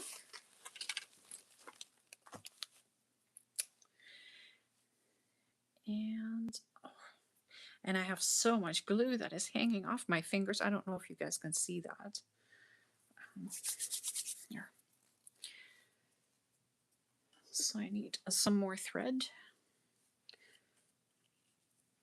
And I'm using wax thread. I think it's a little stronger than using just regular thread, especially because this is such a heavy duty journal. But for a sewing journal, I wanted to really give it some substance. No, it is definitely substance. When you have an 11-inch long by 8.5-inch wide with a 3.5-inch spine, she's a hefty journal. I'm taking the center out, poking the needles, or the needle, I'm just using one needle, through and through the center. There we go. And I may turn it around again so that it's a little easier to deal with. But we'll see how it goes.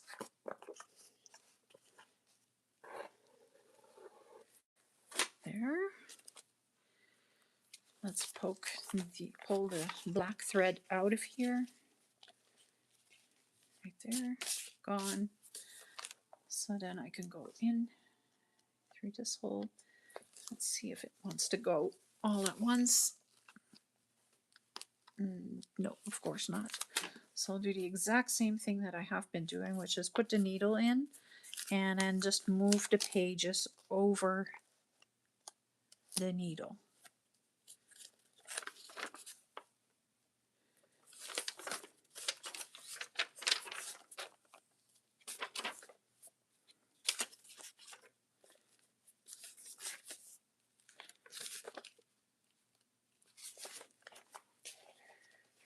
Like that.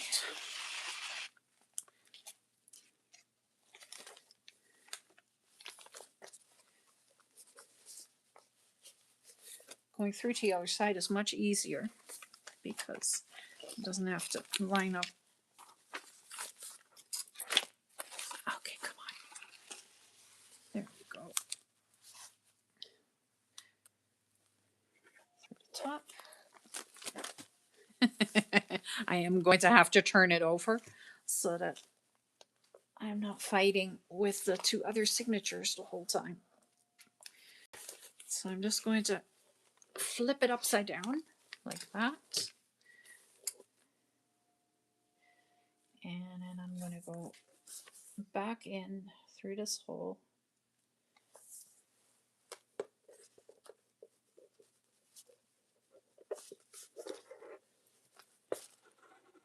There. Pull the needle through the pages again. I now need that to be gone. So then I'm reattaching the pages to the needle until I can't see the needle anymore. Like right now.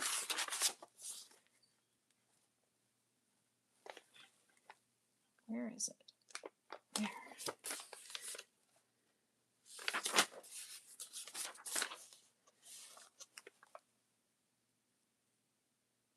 You did you?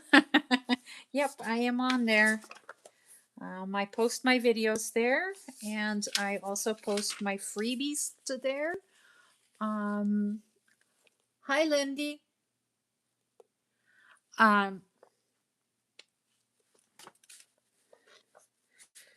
So you can always find me there. You can always message me there, and I'm very easy to get a hold of if you have any questions ever.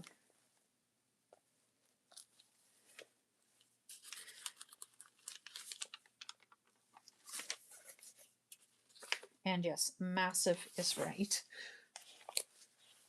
Okay, got it. Then I skip the center hole, and I'm pulling the black thread out of there. Skipping the center hole, going to the second last hole, and go through, come back out this side.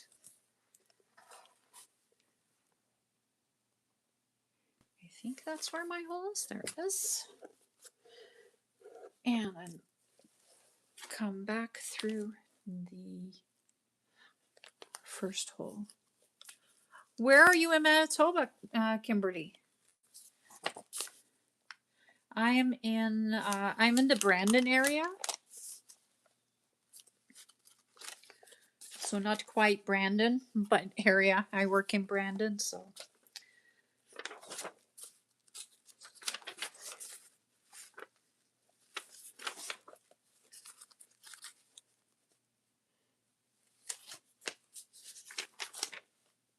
North of Carberry. Oh, so you are quite close with me.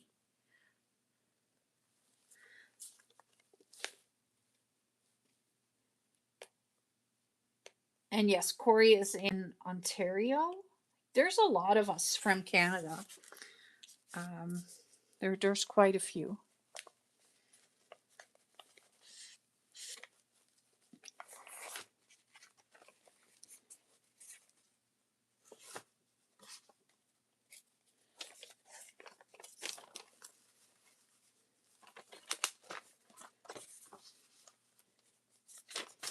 And you farm north of Carberry then? It was getting cool in the shisha. Don't you have heat in there?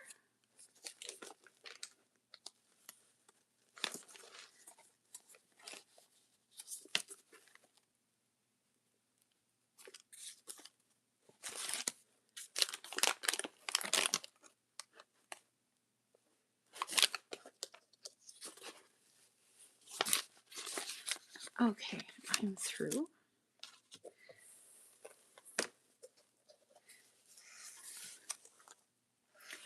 Of course, potatoes.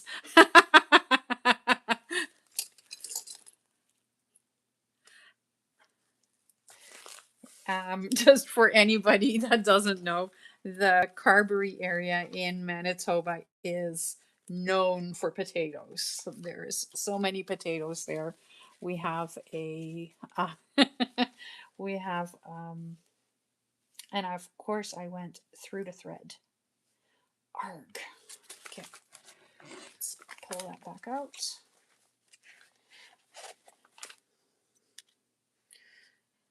There's fields and fields and fields, and there is the plant there, the French fry plant, the potato plant.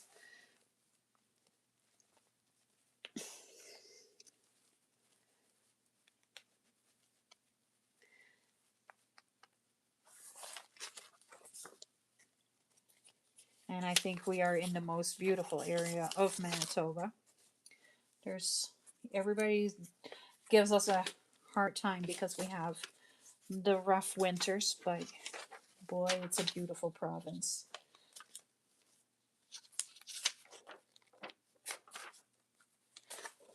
McCain's, that's it, McCain's.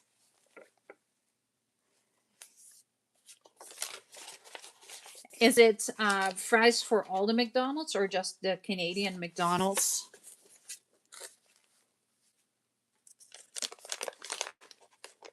Do you know that? Or...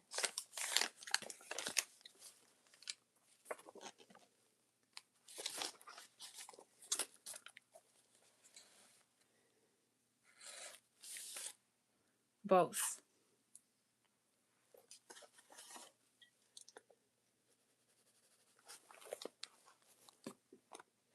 Let's not poke through the thread again.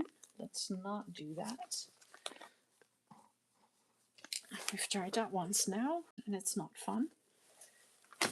So I think I'm okay now. Where am I?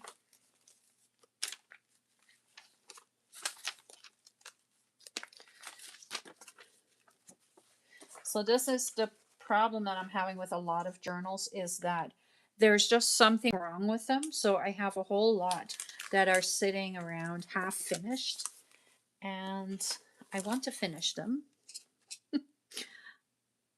but I need to fix them first. So for a few Fridays, I think that's what I want to do, and just go through, okay, this is what the problem is with the journal. And um, oh, that is cool.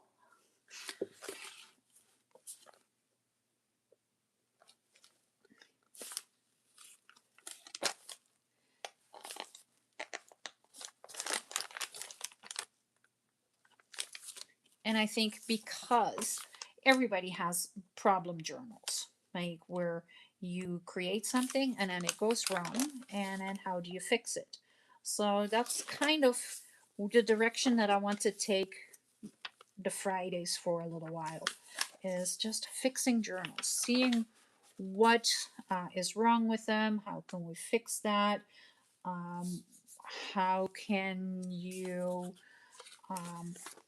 how to finish them, what to do here, there. Like I am terrible at making closures, so that is another thing that I want to do, and I avoid it like the plague because I just don't like making the closures. So I think if I do that on Fridays, then I have no choice, because then I am live and I can't just go, okay, well, I'm just not doing this.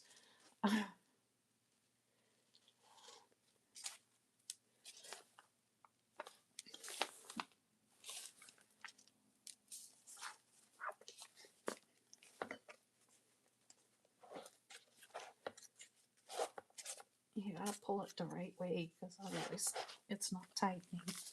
That was done. I don't know how I managed to do that. Where's my other piece now? There. Okay, I got it.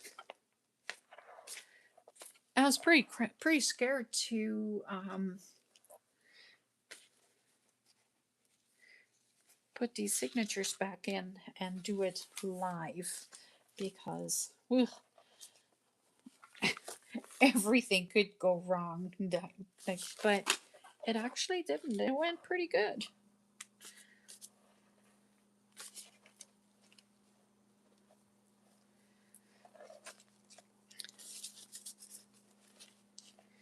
I like McDonald's fries. I do.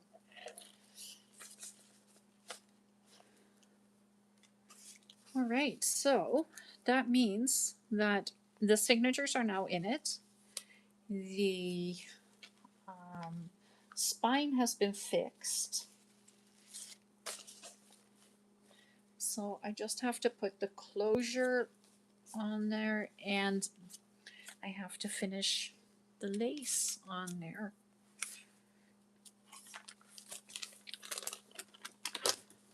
So now let's double check to make sure that the pages are in the right way. That one is good, that one is good, and that one is good. That was another big trick. If they don't go in,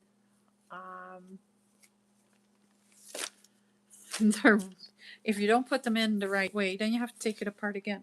But look at that. There is no more alligator mouth. She's moving easily. It is still going to be like a hefty cover, because it was, I think it was an atlas actually that is inside here. So you can hear it. It is a hardcover, but it is straight. Managed to do that too.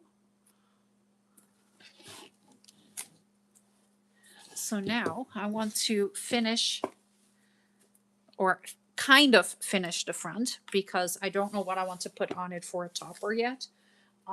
So the first thing that I need to do is put the closure on it now. So now I have the cotton strip that I coffee dyed, and I sewed the This is a vintage measuring tape. It's actually a fabric measuring tape. Thank you, Kimberly. I am very happy with it. This was, it was a journal that I really, really wanted to do. And then I got about halfway to where it was when I just started tonight. And I realized that I had gone wrong because it was too, there was too much in the journal itself for the size of the spine. So the spine was this big, and I'll lay it on here. So that is what I just changed. I turned it from that size spine to this size spine. So I almost doubled it in size.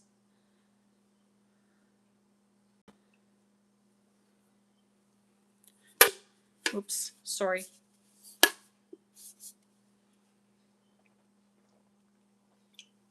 But now I have space for my signatures. So now you can see, I can show you right there. So now there is space here, and I can continue building into it. And it is heavy. You can see it, like it is pulling a little bit right here. But once I put the closure on it and other things so that it stiffens up the edges a little bit, then it will sit properly. And it's okay. It's not going to go anywhere. It is pretty well bound in. The spine isn't going anywhere. It is very well attached. So let's get this closure on it.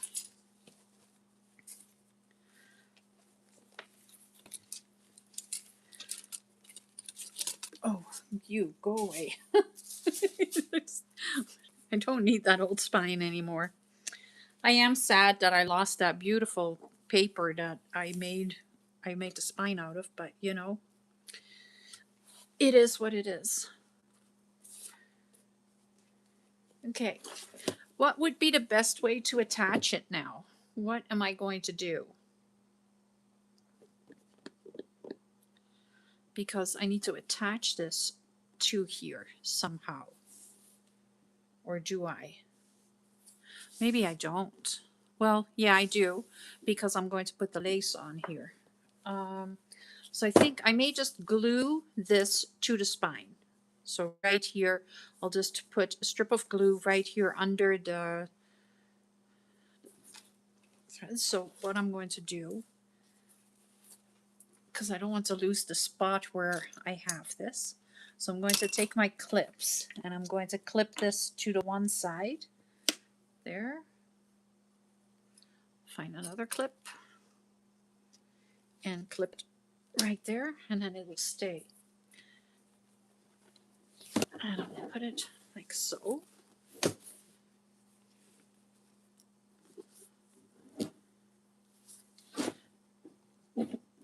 Stand still. So now I am going to use my 3-in-1 glue because I don't want to just use tacky glue. I want this to be attached for a fabric. So I'm just going to put a strip of glue right here along the spine. And I'm using quite a bit because I'm going to cover it anyway. And then I'm putting the center right on there. So just like that. I can lay it down. And then I'm going to do the exact same thing right here. So I'm going to kind of glue it onto the cover.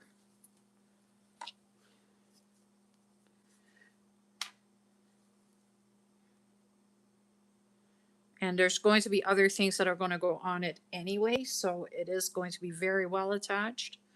But at least for now, it is attached enough so I can put the lace and stuff on here. And then once I put the topper on, then it's not going to go anywhere anymore. Okay, that can come off. Turn it over.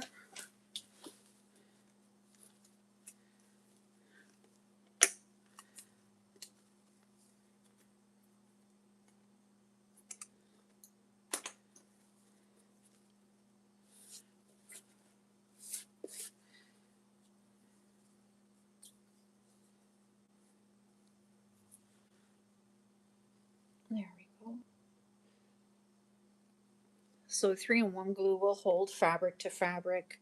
I could have used fabric glue too, but yeah, I didn't. I prefer to use this because it dries quickly.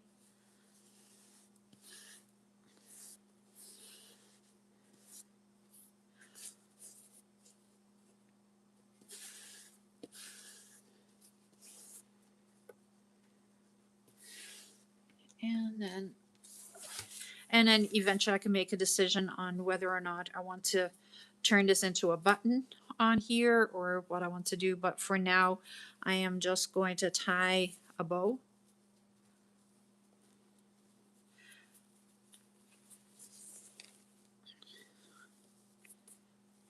Like that.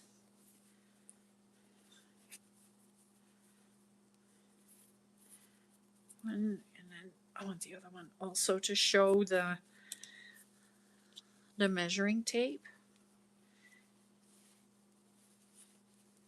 Oh, I don't know if I'm making a decent bow, but it is going to be something. That is terrible. Come on.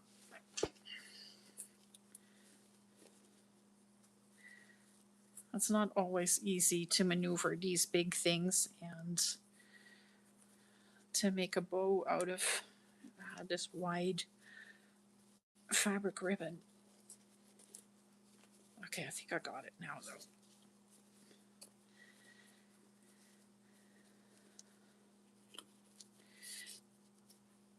That's one.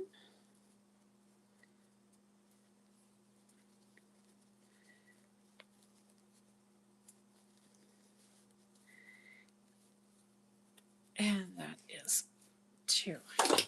Whoops. Let's not do that. So that is going to be my closure. And now I want to put some lace on here because I think that I need to cover this end up. And I have a couple of options. So now I'm going to ask for some input. So the options I have is I think that which one would be the right side?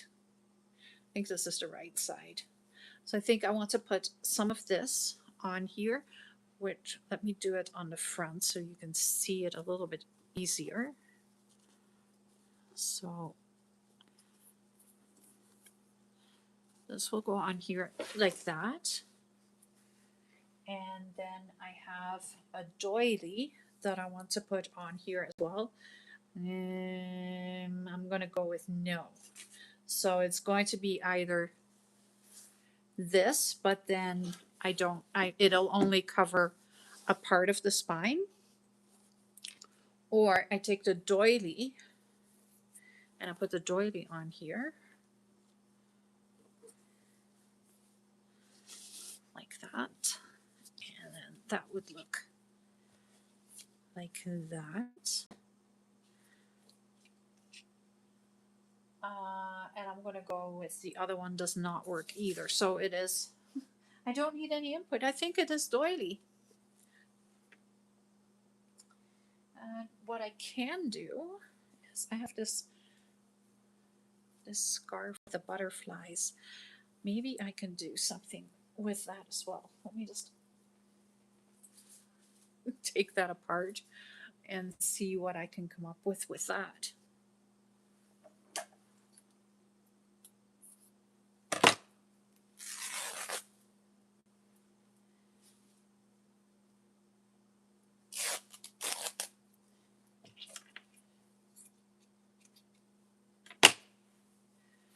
So I just need a big strip because I think that would look really cool too. The colors are kind of correct for this journal. So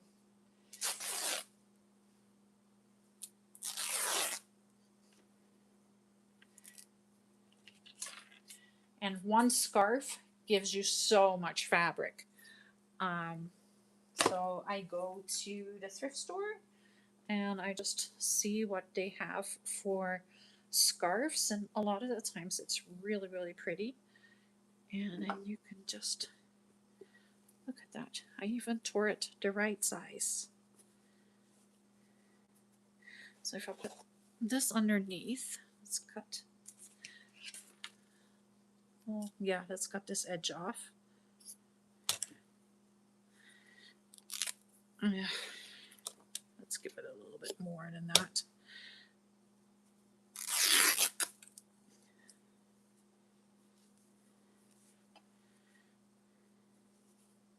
And I like the fraying part. I am all good with that.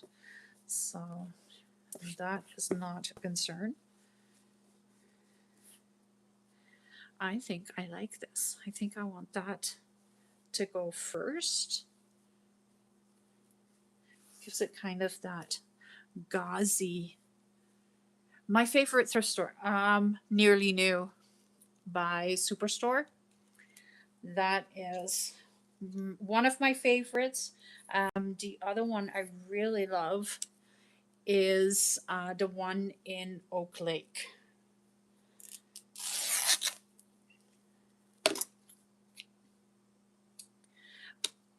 But then I also have lots of luck at the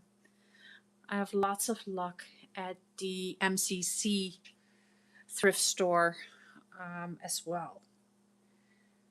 And the people there are really nice and they're really helpful. And sometimes they're actually very knowledgeable too. So that is kind of cool. And then I also find a lot of things through Prairie Lane auctions. So I think I need to take a little bit of this off because it's a little wide. So probably about that much.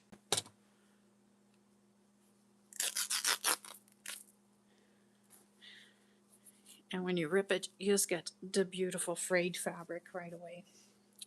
Yeah, I love Oak Lake. Um, I followed him on Facebook too. I was like, how am I going to start a story?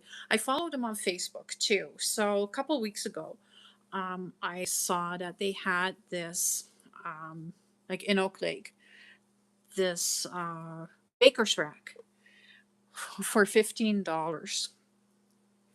So I contacted them right away, like, is it available? And they're like, yeah, you have to pay for it though. I was like, yep, done deal. So I went and picked it up that day, and like now I have a beautiful baker's rack to hold some of my supplies and everything because I am running out of holding space.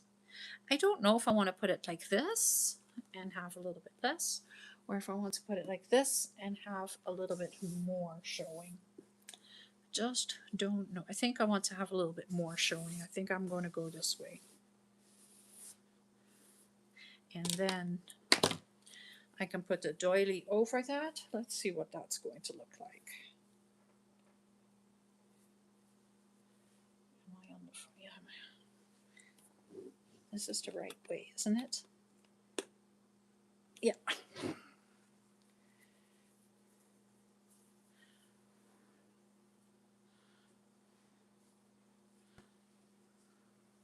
So I think I really like this.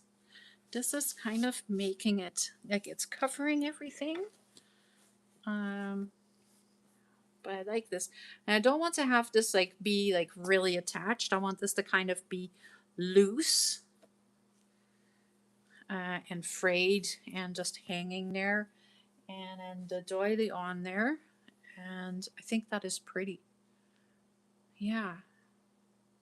That's just kind of rolled together now.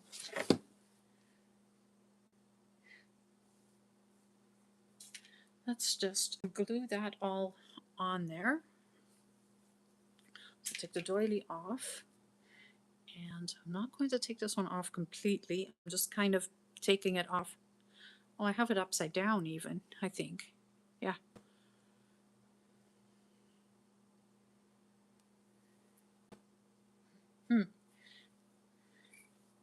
But now my butterflies are upside down.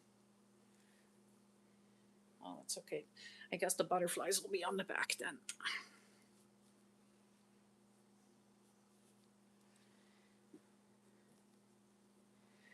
Well, that's stupid.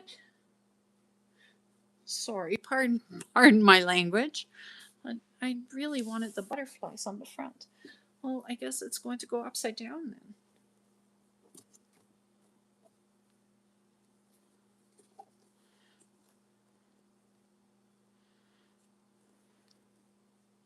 I'm just trying to get it in the right spot so that I'm not going to be angry at myself that I put it in the wrong spot.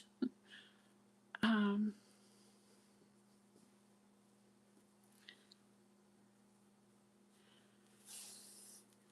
got it.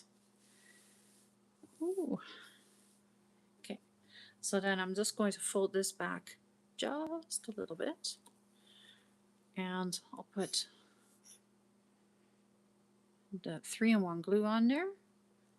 And I'm using, oh, sorry, I am using plenty. That's me really hitting the camera.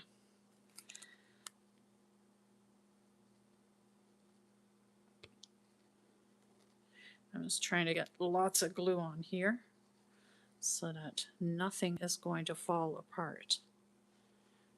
Not that it will anyway, but okay, so then I'm just laying this over here and attaching it, trying not to get glue all over my hands again. And then I'll fold this one back, and it can go a little bit further because that side is attached. And then I'm just putting lots of glue on here.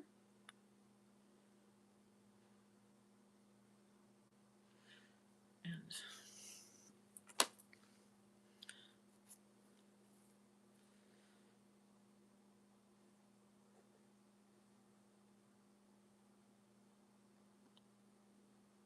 is there a thrift store in Carberry too? Do you know?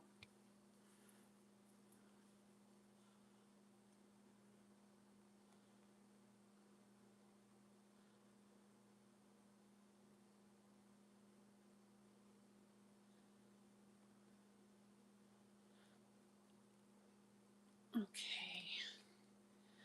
A little bit more right here on the edge.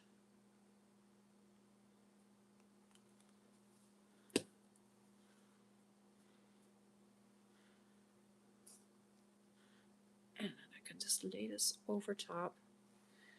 Make sure that it is straight and even.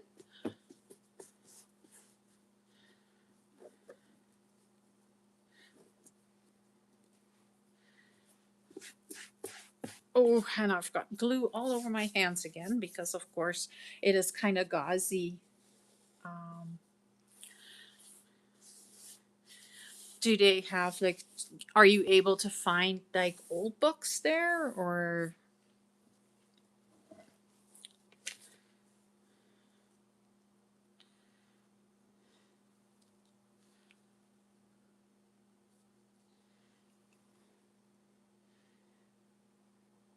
So my favorite journals to make right now are the little golden books, and I am going back into that again too.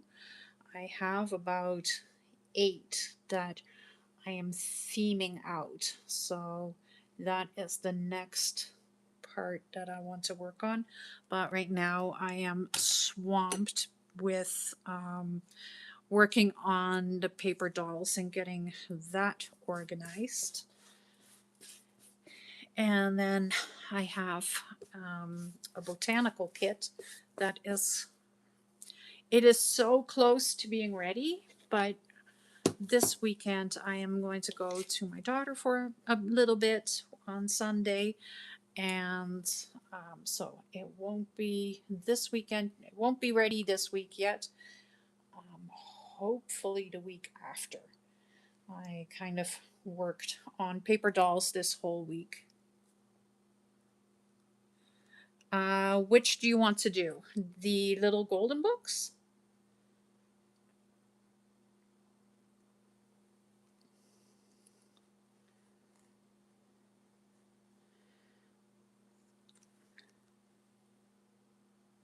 Oh, yeah. Rand McNally, I have not been able to find, but I have big collection now of little golden books, and I'm really picky with them. I look for only the vintage ones, so the ones that don't have the barcode on them. That's the ones that I look for, and but that's just because I just want to be picky. I'm going to pull this thread out because it wasn't sitting right, and then I can straighten this out.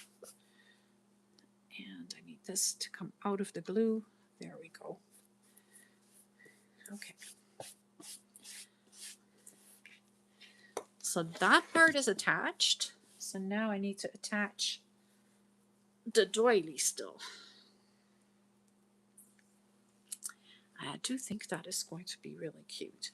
It's a little bit big. So how much is that going to hurt it if I pull it apart?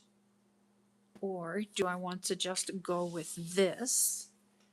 Because now I have options again because I went with this fabric. Where did I throw that lace?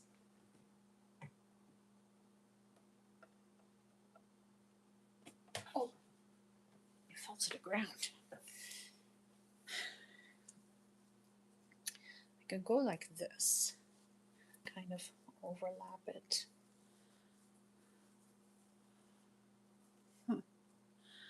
No, I don't know if I want to do that.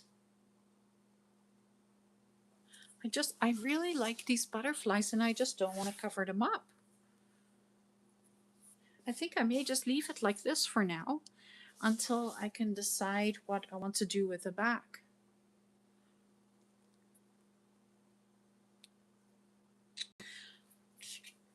So I think I'm going to leave it like this for now. I have fixed the spine.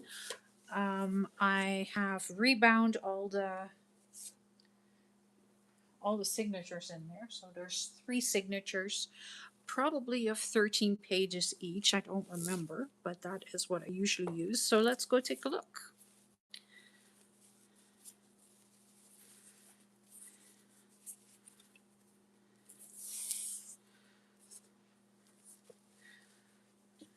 So there is my sewing journal.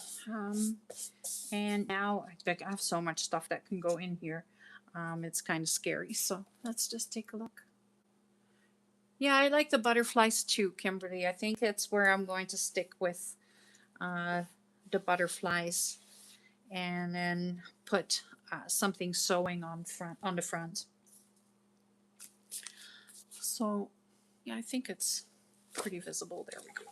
We'll do it like that. I'll just keep my hand underneath. So most of these have all been done on camera. This is all videos that I've done. So this is faux glassine bags out of, I think this is packing paper. And then I found a Singer's sewing book that I used for in there. Thank you, Nancy. So there is like little envelopes.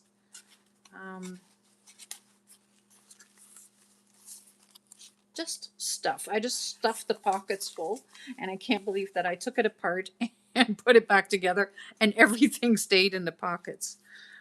So here I made a pocket out of pattern paper and just sewed it together and then turned it into a pocket.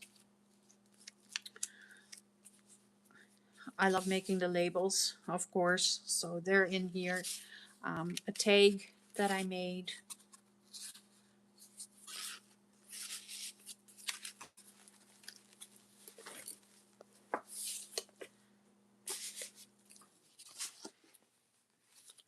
I like this too. That's just yarn.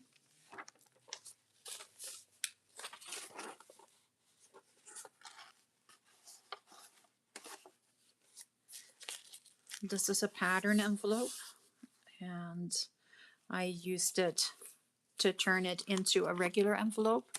So it's like now it's a pocket. And then there's also a pocket right here at the top. So there's lots of space still that needs bits and pieces.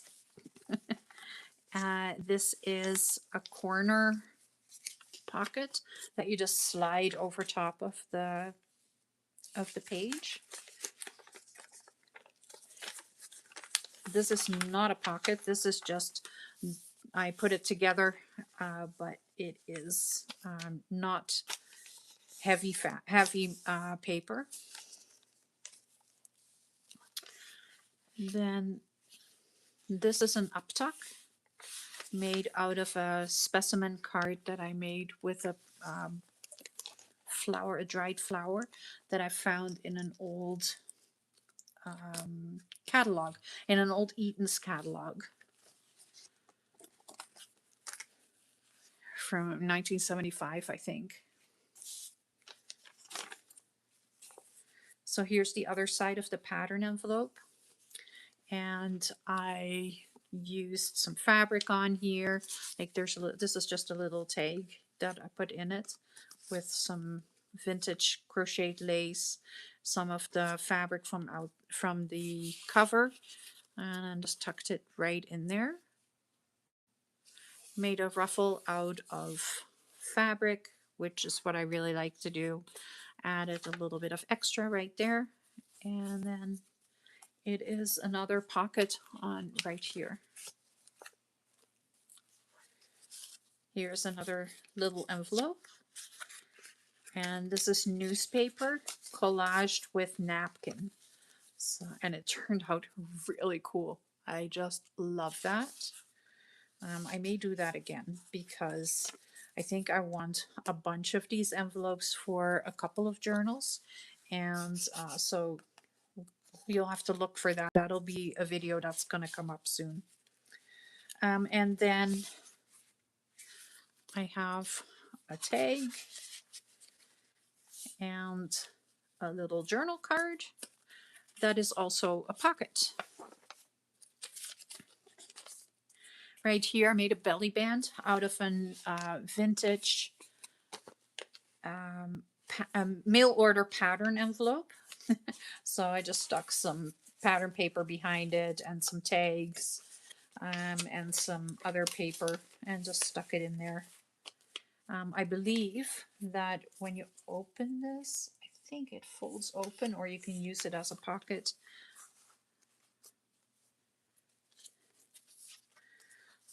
There's a pocket here, and then this flips open into journal space.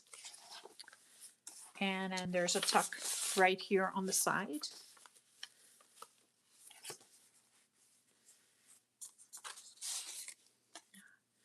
That is just an index card with homemade texture paste, and then in a library pocket. This is a tag that I turned into a pocket, and then a journal card inside. And then all the journals, or all the signatures, are kind of set up exactly the same way. So I'm using the same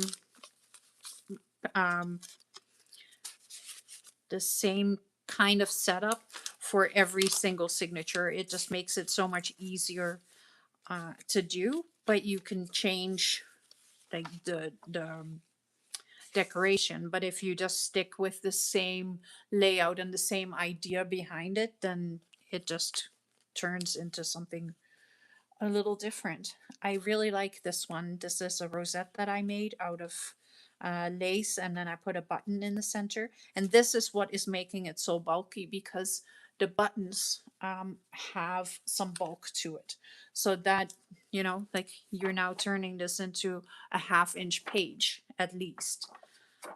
And that's what was causing the bulk in the journal.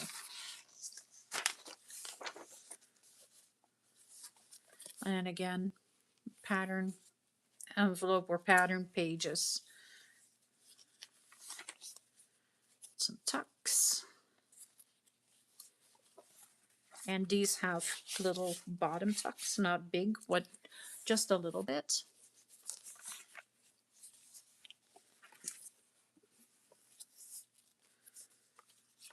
And it's like I'm using the same elements, but different. So then I had a little hole in my paper, so I just sewed a piece of fabric on there because I didn't know what else to do with it. And everything is a little different. So here's a little tuck, and then I put pattern pages in there, and I put a rosette here, and then a doily.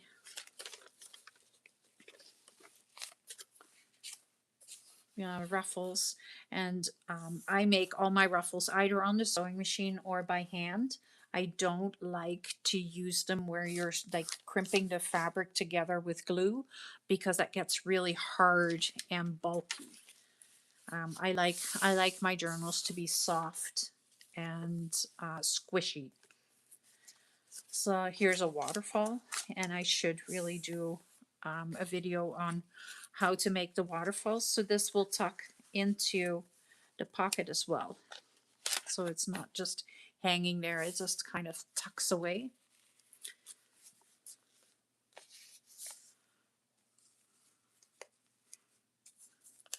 Here's a waterfall that I'm using as a pocket right here.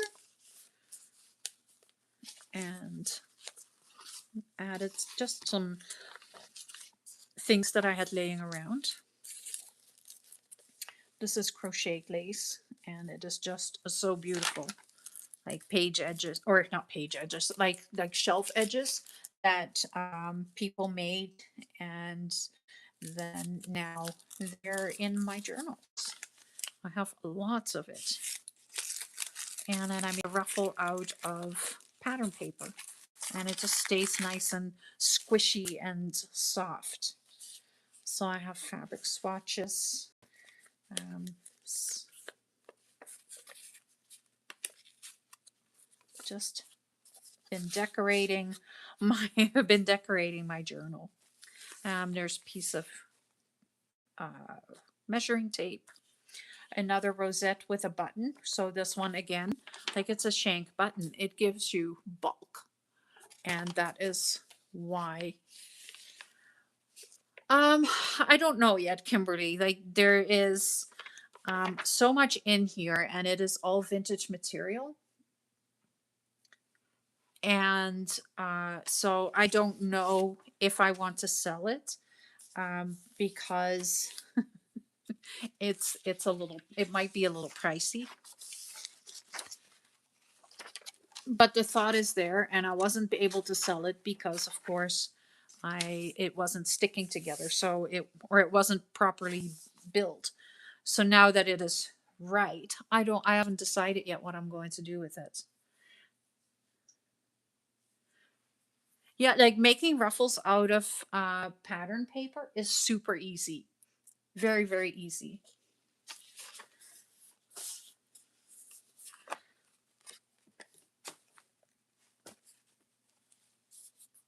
And I have boxes and boxes still full of vintage sewing material that I have found, like my needle packages from during the war and things like that. And if I put those in here, then it is going to be mine, because I just don't want to give that up. It would just be too beautiful and too precious to sell that, and then I don't have it anymore.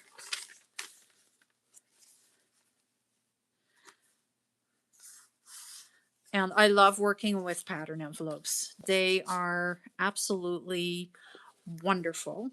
Um, they are easy to find. I find them easy to find. If you are looking for fabric, go to the MCC thrift store. It is on Pacific, and they have lots of fabric. Nearly New also has lots of fabric, but yeah, there's it's around here. You just have to buy it in big pieces, and that's what I find is the problem, because then uh, thanks, Nancy. I'm glad you think it's fascinating. I just like, it's just bits and pieces that I've collected, and I have more that is going to go in it. So it is actually like, I think I have like double the stuff that is in it right now. This is something I made um, a long time ago, and I thought it was just really cool. And then I decided that it would look really cool in this journal, so then I put it in here. And I think it's just cool with the old lady in there. So that is the old lady that that has made the. She's the maker of the journal. Can we go with that? I am not an old lady, but that's the old lady that made the journal.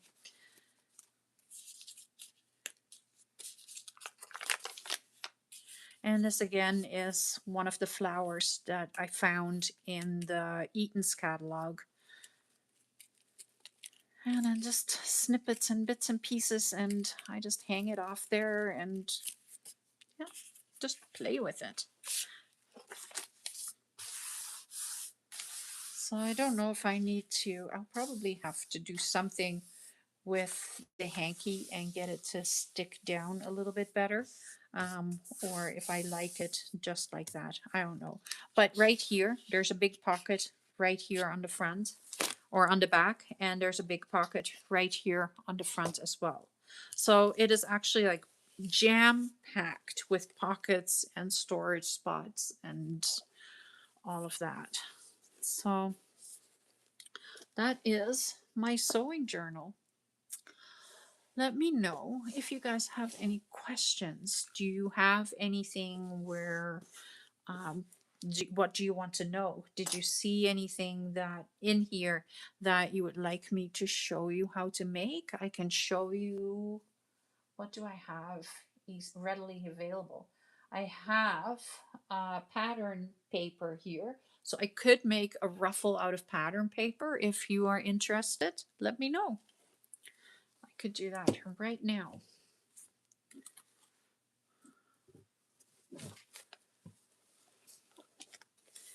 So let me struggle again with the bow here. Yes, please, the ruffle. Okay, I will show you how to make the ruffle. It is so easy to do.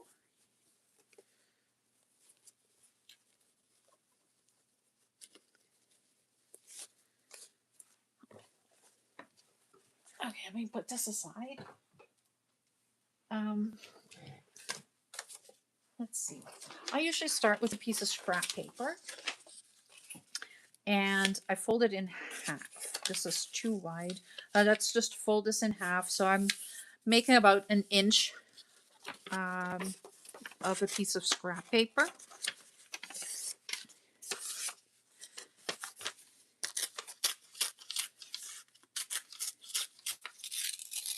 There. And then I fold that in half again, so that it's now like, yeah, it's probably a little bit more than half an inch. Yeah, about a third of an inch maybe wide, I think. Where did my roller go?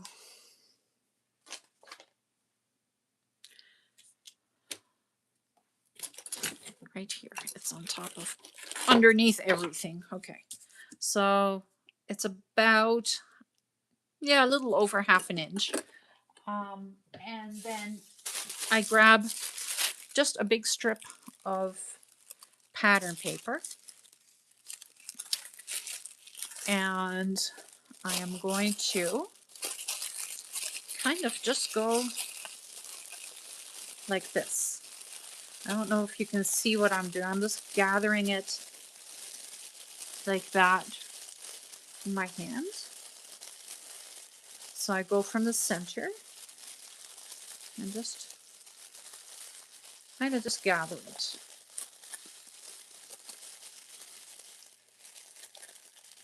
Tissue paper works exactly the same thing.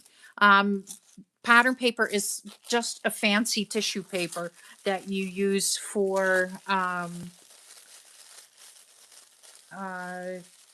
making clothes.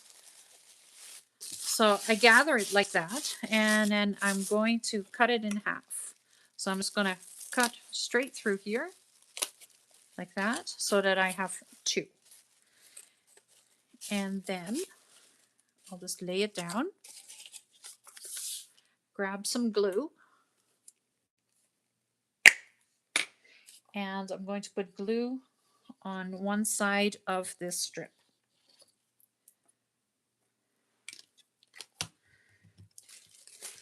And then I'm gathering it all up again. I'm trying to stay in view.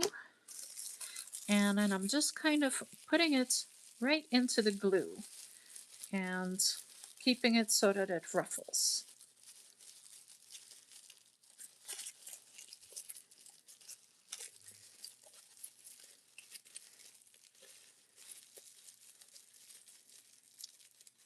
Just like that. Then I'm grabbing my glue again and I'm putting glue on the other side of the strip of paper.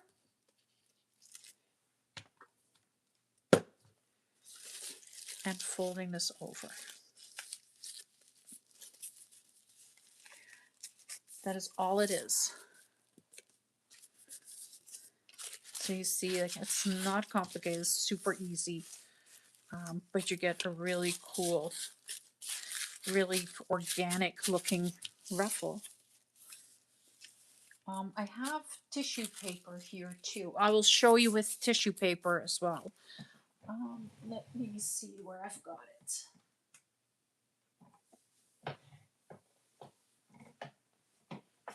I have designed tissue paper. Does that work for you, Nancy?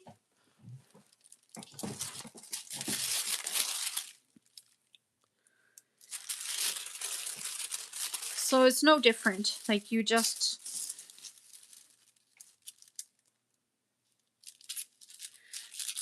do the exact same thing, right? You just take a strip of the tissue paper, take a piece of the scrap paper,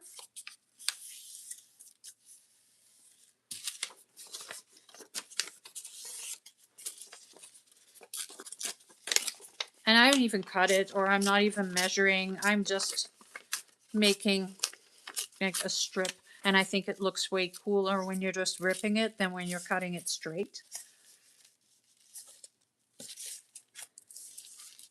So then I fold it in half like that. Yeah, I'm going to have to cut this in half. So I'm doing the same thing again. I am just going to scrunch it up.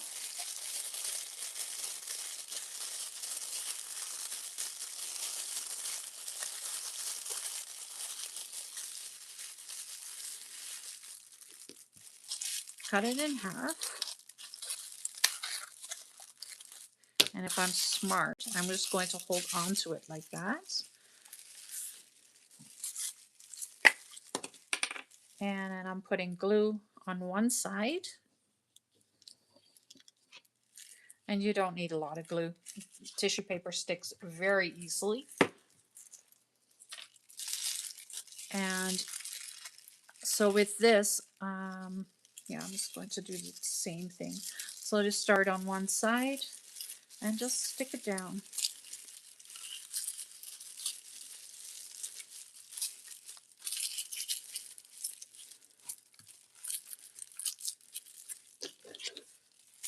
And I have the other piece as well. So I'm just going to put the other piece in there also. And it might be upside down, that's okay. I think I have it upside down now. Okay. Okay. And it doesn't have to be neat and tidy. Because it's a ruffle, it actually looks better when when it's not neat and tidy.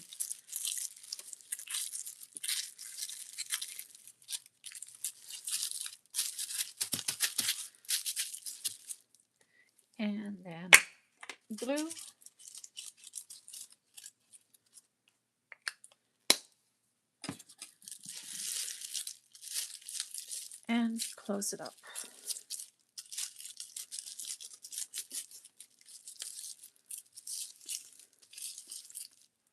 That's it. It is a very simple way to make an easy ruffle. Like I mass make these. So, you know, because then you have a whole bunch and I can take my journal. I'll just, I'll just undo the bow again. And I'll show you how to use it. So let's see if I have a page that doesn't have anything right here. So then you can glue it right on the edge of your page like that. And you have a ruffle on your page, or you can put it right in the center right there, or wherever you want it. You can go like this, but because it's already been glued into the paper, you can just do whatever you want with it. You can sew through here and then it's really not going to go anywhere. But yeah, you can use this on the edge of a pocket. Let's see if I have a pocket that doesn't have anything right here. There's nothing on there, so I can just take a piece of the ruffle right there and put it on here, or like so, just like that. That is how simple this is for a project, but it is wonderful to have as a stash. So I made a whole lot during Mass Make March. I think I have about I think I have about 30 of them sitting around.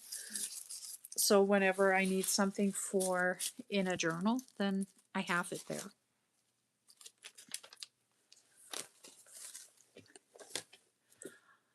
Well, I think I have reached the end for today. Don't forget, if you don't have the paper doll yet for this week, make sure that you go and get it before 8 a.m. tomorrow morning. So 8 a.m. on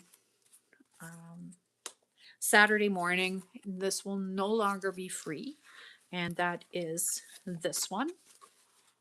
And then tomorrow morning, the video for how I put this page together and the video for the new paper doll will be out. So at that time, that's when she no longer is free, but then she comes with a whole lot of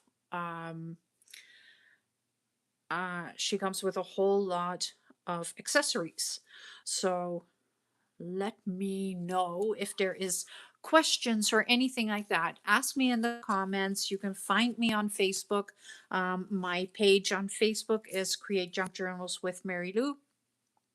Here there is, of course, like I think there's 300 videos now that I've made for all kinds of skill levels.